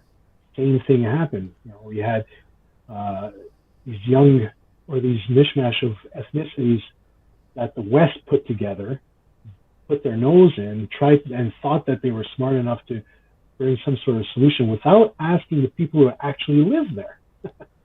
And this is the big problem, right? They don't actually ask the individuals who live there. What would you like? No, they put them together. They made Yugoslavia. They made Czechoslovakia. Then they threw these countries to the then Soviet Stalin and Soviet Union. Do what you will with them. Well, what do you expect? This is what's happened, right? This is what's happened. It's not an excuse for them. I'm just saying this is what history has brought about. And now you have the situation of Ukraine, where you have a mishmash of ethnicities. Ukraine as a country being very young, you know, they feel threatened. They feel threatened too. And you have these, in the sense of their identity, and you have these neo-Nazis. They're given the stage to be able to do what they want. And this is what Putin also said, that he wants to denazify the Ukraine. And of course, you know, in the United States and Canada here as well, politicians going off and saying, well, it's crazy what he's talking about, if anybody's a Nazi, it's him. Well, speak the truth, please. because there is a Nazi problem in the Ukraine. Please dig deeper and tell the truth. There is a Nazi, and it stems from their laws of towards their minorities, which shouldn't be there at all. But nobody's talking about it. And, and for Trudeau to talk about Right. protecting democracy and whatnot, well, Mr. Trudeau, do you have any idea what the Ukraine has been doing over the years? I'm sure you do, because I'm sure you have interest in Ukraine, and it's been doing very well for you. So how can our government even justify what they're doing when they know that they're in part supporting this Nazi element in Ukraine? And to see Chrystia Freeland standing there with that banner, it just makes me shake my head. It's disgusting. I mean, having this conversation is it's one of the main reasons we're here, is to try to bring more information to light for people so they can make more educated decisions on what they want to support, what Canadians and U.S. citizens, what they really want to support. Because this is stuff that the mainstream media is not telling anybody any of this, but people need to know, because it's not that simple. I mean, there are people there who have dirty hands. A lot of dirt under their fingernails. Lots of dirt under their fingernails, behind their ears. Hey, Rick, bring up the article I just put up. Yeah, that's from last year. Yeah, and so the Canadian military officials have met with the neo-Nazi groups there. This is from 2021, November 8th, and the Canadian military has been doing training exercises and building programs for building like barrack facilities and fortifications and that sort of thing since probably 2015, I would wager. And yeah, so like this is a well-known fact. It's well reported, and the Canadian military has met with these people. The Canadian government has no moral grounds anymore to stand on, to tell us what democracy is, to tell us, what who's a Nazi, who's not a Nazi, to tell us how to behave, what's good, what's bad. I mean, honestly, this has to be the most corrupt government that in Canadian history. We've seen the Wee scandal. We've seen the Aga Khan. We've seen SNC-11. We've seen how he's treated women. We've seen how he's treated the Indigenous peoples. We've seen him in blackface. He doesn't even know how many times. We know the list. The list. And the way that he spews hate, the way he's divided people during the pandemic, the way he leave that up, Brendan. I think that's important for people to see that. If you don't mind, if you can put that back up, I think that would be a productive thing. Because that article, that was just from last November. Just from last November. That's not like some ancient thing. That's your government doing what it's doing right now. That's what they're supporting. That's what they've been involved with. And that's when I say that Chrystia Freeland and Justin Trudeau are the fascists. They say that they're on a Nazi hunt for truckers. And they're not. Those are not the Nazis Canadians are looking for, because they're not the Nazis. The Nazis we're looking for are in office right now. All Justin Trudeau and Chrystia Freeland have to do to find the Nazis is to go stand in front of a mirror. They are the fascists, and we need to be judging them based on their actions, not on the brand that they represent, this liberal brand like Coca-Cola or Pepsi, okay? They are Nazis. They associate with Nazis, they support Nazis, and they're engaging in more and more censorship. They're taking television channels off the air. They even want to ban Fox News now off television, right? They don't listen to anyone. There's a whole theme there that you've touched on, Thomas, right? They don't want to listen to Putin. They wouldn't even come out to talk to the truckers. Instead, they just decided to smear them and call them Nazis. And while they're the ones actually associating with and sending our troops over to train with actual Nazis, not fabricated Nazis from Canada. You'd have to judge them based on their actions. And now what are they doing? They're incarcerating their political enemies. They've got Pastor Archer and his brother David in jail out in Western Canada. They have two of the organizers from the Freedom Convoy in custody, and they want to put them away for at least 10 years now, is what the penalty is that the prosecution is calling for. And those are, in my view, political prisoners as well. They've mischaracterized, outright lied about the nature of that protest in Ottawa and elsewhere. Those protests were completely peaceful, which we illustrated on this show for the better part of a month with all the live feeds that we ran on here. Did special broadcasts, and you see from this article right here in the Ottawa Citizen, this is a mainstream newspaper that's exposing what our Canadian government has been involved with. They're associating with Nazis. They're acting like Nazis. If it walks like a Nazi duck, talks like a Nazi duck, it's a Nazi duck. That's what we've got, and they're up there quacking in Parliament every damn day, and they don't even make any damn sense anymore, and they're so busy quacking, they're not listening to anybody. They refuse. They don't listen. They just shut you up and shut you down. It's disgusting, and that's why we're here fighting on this information war tonight, and that's why we have to have this discussion. And I'm so grateful to have you here, Thomas, to talk about this, because people aren't getting this information any other place. Watch the fact checkers with that one, eh, Rick? So it'll be like partially false information. Ducks cannot be Nazis. It's not possible for a duck to be a Nazi. Trudeau is not a duck. Sorry, I couldn't help it. It was very well said, though. Yeah, that's exactly right. And the interesting thing is, I can't remember if it was Hannity or Waters who said, whatever the Liberals say that they want to expose, or they're doing it, they're the ones who are actually doing it. So we have Trudeau going on calling other people Nazis and whatnot. Well, like you said, they're the actual ones. So every time they call something out, it's them who's actually doing it. Rules for radicals. Rules for radicals. That's the way you do it. Whatever you're doing, you accuse your opponent of doing what you're doing. Exactly. You're accusing the other of doing what you're doing, actually. Things have to change. Well, it's interesting. Yes, the change, and I truly believe, they're slowly.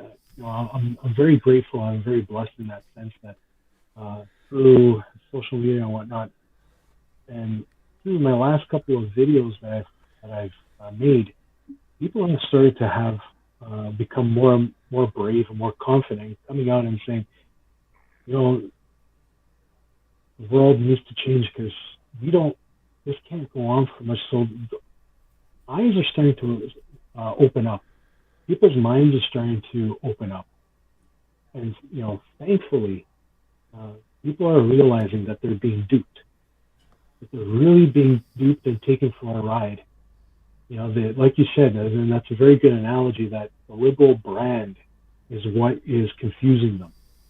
They believe in this liberal brand. Well, the liberal brand is only the label on the bottle.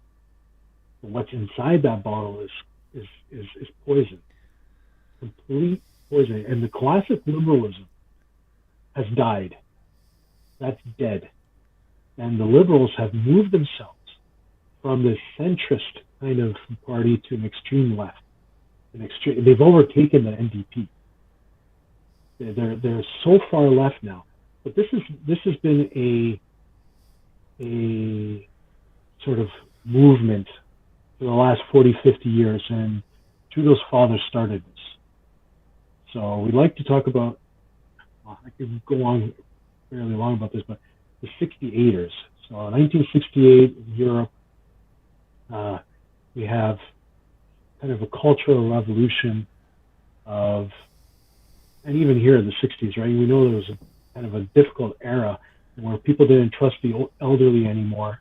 The young didn't trust the elderly because of all the wars and whatnot that have happened, the way the world has worked, and they want to change and, you know, have this free love and free this and free that.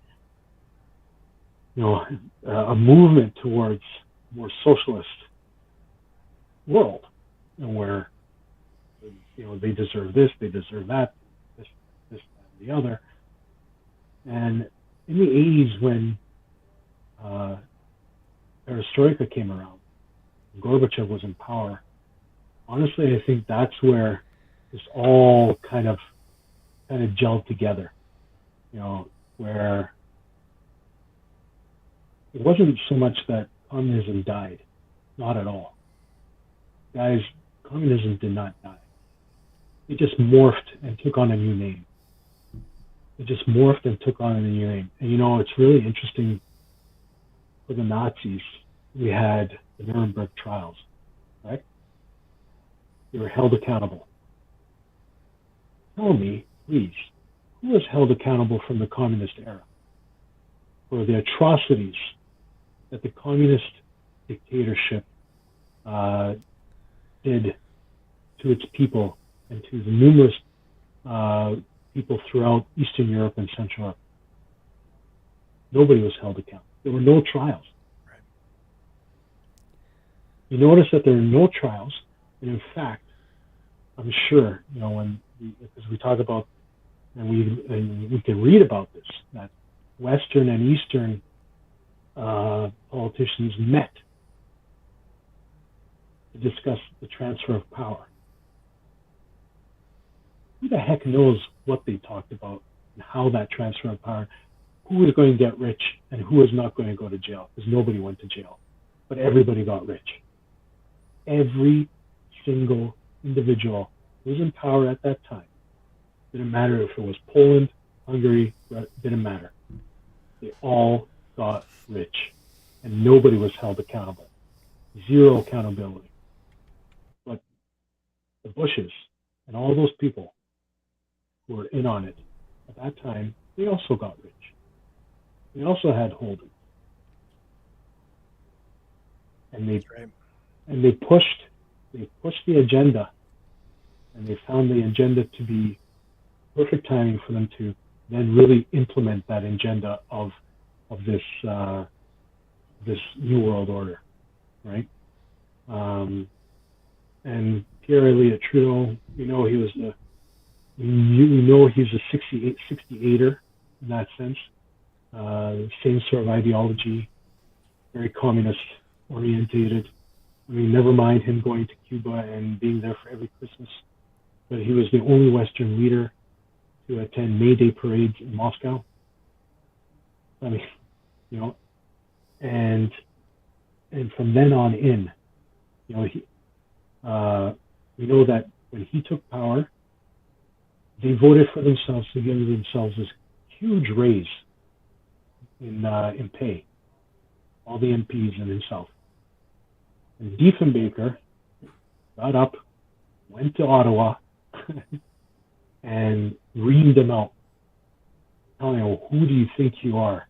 Give yourselves such a raise on the backs of the taxpayers of Canada. But that was the beginning of the end. That was the beginning of the slide. And ever since then, unfortunately, guys, it could have been, you know, we look at Mulroney, we look at Chrétien, these guys, they kept that going. And we kept going down that slide, and here we are today. We're really teetering on the edge of the no return. I mean, we know that that they're talking about the basic universal income. I mean, you can call it whatever you want. That's a communist mindset, right?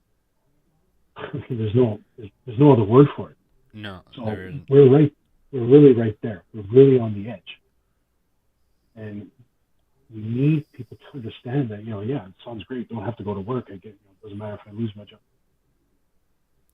Well, they'll make sure you work. They'll make sure you work, and then that's the thing, right? So it'll go to that, and then, so you can't work, huh?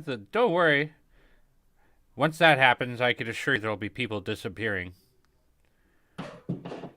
people going missing. Well, the fact of the matter is that this is the, these are the steps now that we're very close to that situation of how do we return from that peacefully. Yeah, well, here's the thing with the universal basic income thing. It's not just going to go from universal basic income to people disappearing. They're going to use that as a wedge, just like they use the vaccines as a wedge, just like they're using Ukraine as a wedge. They're going to like, maybe it'll take a little while, but people have what I call short news cycle syndrome, where they're only able to focus on one story at a time. They will forget because there'll be a news story, and the news story could easily become, oh, look at all these people getting their free basic income and they didn't do anything, and like it'll be something they'll use as a wedge, big time. Yeah, and you're absolutely right. They use everything as a wedge. I've never seen. I don't think I've ever experienced in Canada anyway, such division and divisive language. It's incredible, and using it as a political tool. Incredibly, when the whole Emergencies Act was being debated in the Senate, you actually had one brave senator stand up and say, all that this government has been doing is dividing, using wedge politics and using it against the people of Canada, which is spot on. We've been taken for a ride, and for whatever reason, people in Canada, many of them, do not see that they are being used to further the agenda of the government, and they have been turned into enemies of each other. Canadian versus Canadian. It's insane. It's insane. It's embarrassing. It is embarrassing. That we can't. They said the truck convoy was embarrassing. No, the embarrassing part was that we couldn't have a politician try to listen to these people. That's the embarrassing. That's the embarrassing part, that we got to that point. That's the embarrassing. That we actually got to the point of where Canada had this type of protest never seen before in Canada. We've never seen protests. Canadians are very, very light-minded, and they're very happy-go-lucky most of the time. We're good-natured people. We don't get upset about it too much, right? The fact that Canadians got to this point, that's embarrassing. And that really shows that there's something seriously wrong. And the problem is, nobody's asking the questions.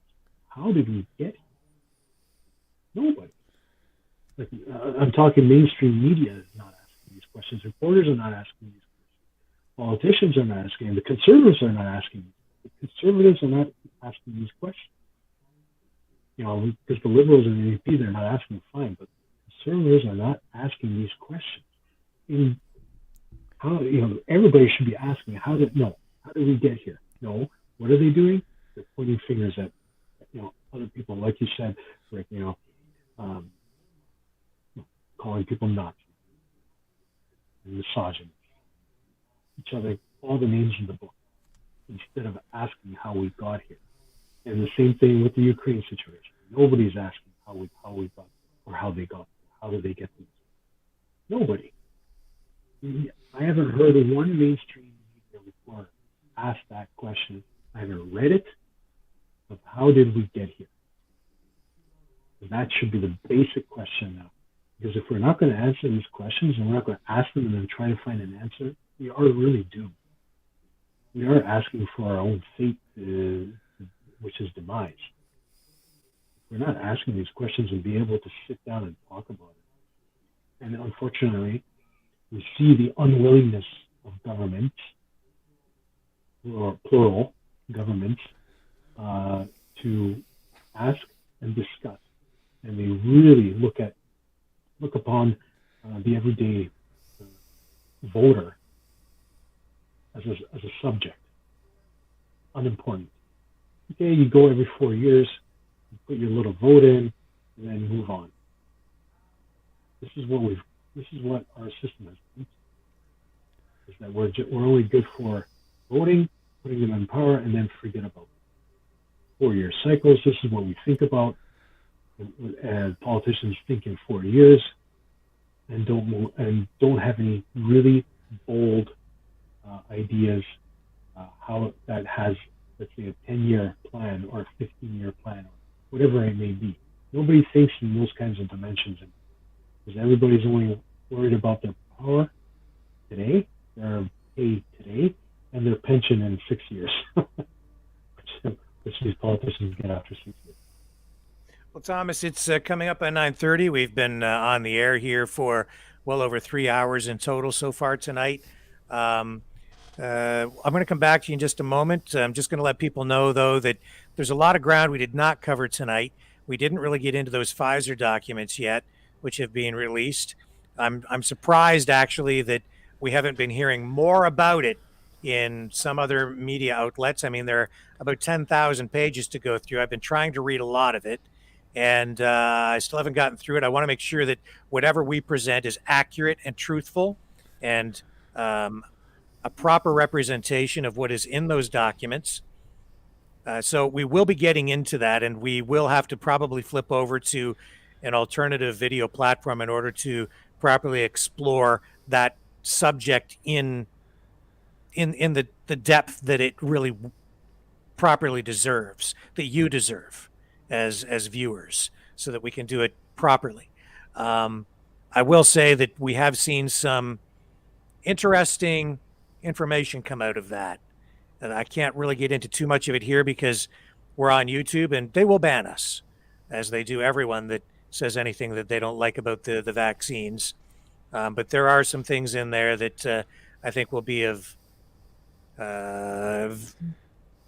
high interest for the general public. Also, Ontario's top medical officer, Kieran Moore, says that Ontario is on track to remove mask mandates by the end of March. We've been hearing a little bit more about that, and the CDC has changed its guidance. And of course, during the State of the Union address with Joe Biden this week, we saw that there weren't many masks present when he was speaking. That, trying to paint a picture of a nation turning the corner on a pandemic, I think, was the objective there. And we're, I think, going to see that kind of filter down into our daily lives here finally, after over 2 years of walking around with these things on our faces. So I hope that is something that holds to the end of the month. We'll have more on that as well. And with that being said, I think I'll throw it back over to Thomas and get some final thoughts, maybe on that too, because that certainly affects everyone, including you, Thomas. And I know that you've had things to say about that, but also some final important thoughts, and just kind of wrap things up for us tonight as the world watches Ukraine. Yeah. Most important thing is to remember that it is a wartime situation. Be very wary of what the mainstream media is telling you. There's propaganda coming from east and west, north and south. Not necessarily needed to believe everything. Doesn't matter what the source is, but to always question. It's one thing that we can learn from the previous generations and from Central Europe is question everything. Question it and try to understand the why behind it. We must always ask that question, why, at least 5 times. If you get an answer to it, ask again, well, why is that? And you get an answer to that, well, why? And you get an answer to that, ask again, why? Because then piece it together for yourself to try and understand how things are working, because nothing is what it seems to the eye. A lot of magic tricks, a lot of illusion going out there. It's they're showing you this hand here, but the other hand is doing completely something else. And Putin actually did that with this war, because let's be honest, I was shocked. I didn't think he was going to go in. He played it like a magician. He was calm, collected, and then went in. So we have to be able to understand, look behind the scenes, be able to better understand, and also, please, we need to hold our government accountable too of what they're doing, because they're not, I'll be honest, they're not helping the situation whatsoever. We need to hold our government accountable. Call your MP, keep bugging them. I do that on a weekly basis, and I'm sure they're tired of hearing from me, but I can then say at the end, no matter what happens, I did my part, and here it is, because I have evidence I was at.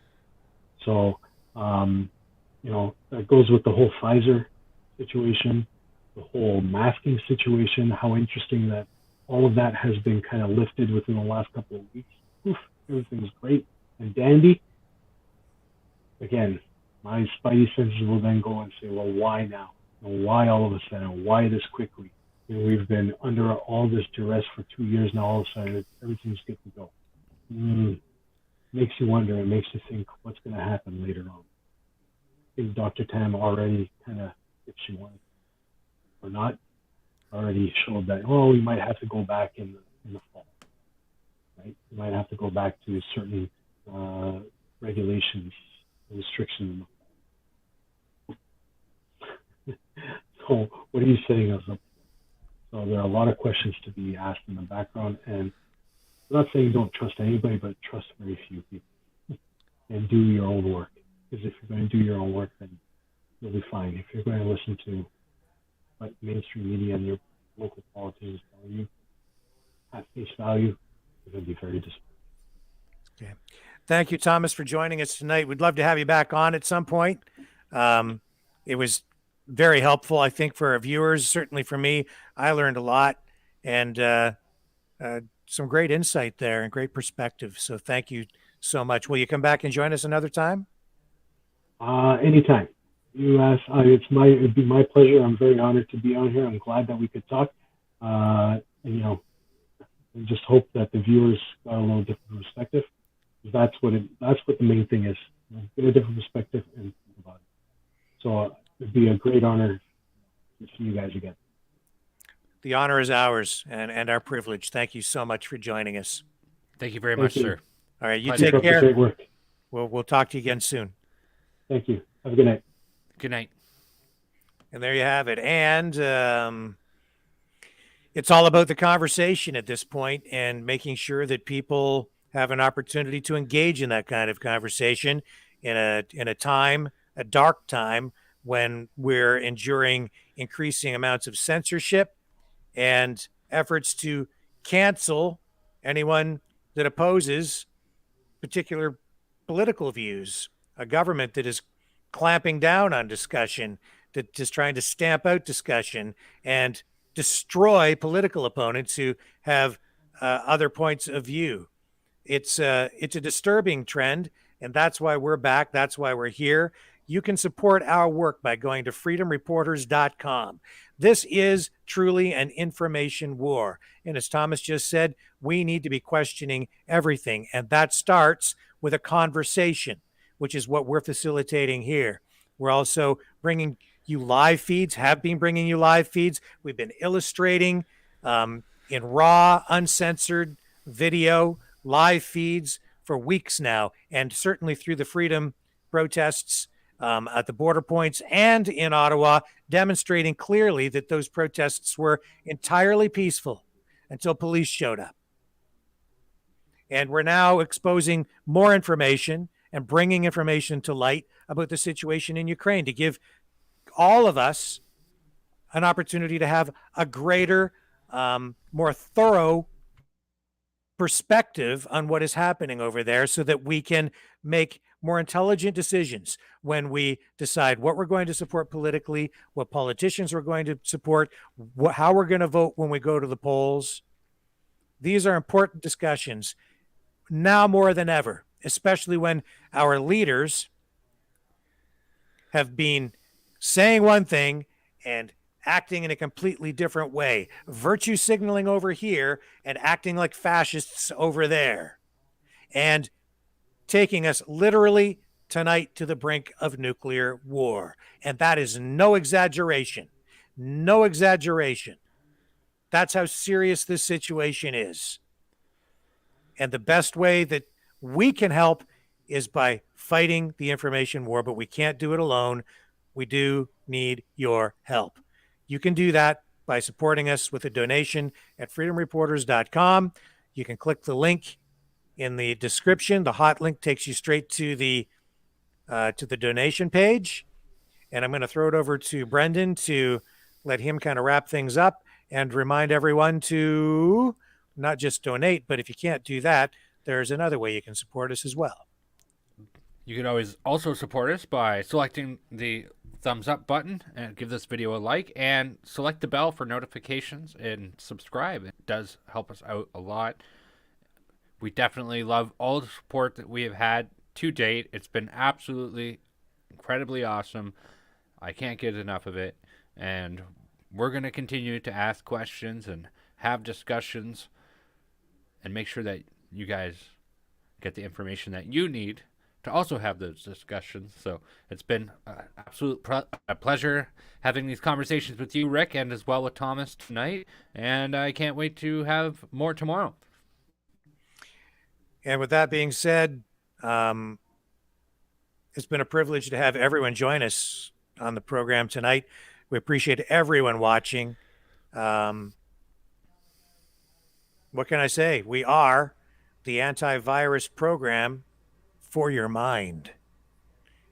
We will be back tomorrow night with more coverage of Ukraine, hopefully more information on those Pfizer documents, and more information on what's happening with these medical mandates and anything else that pops up that is of note in the news. We'll be back with more of it tomorrow night, 6 p.m. Eastern Standard Time. We are the Freedom Reporters, fighting for freedom. Thank you again for watching. Catch you all tomorrow night. Catch you on the flip side.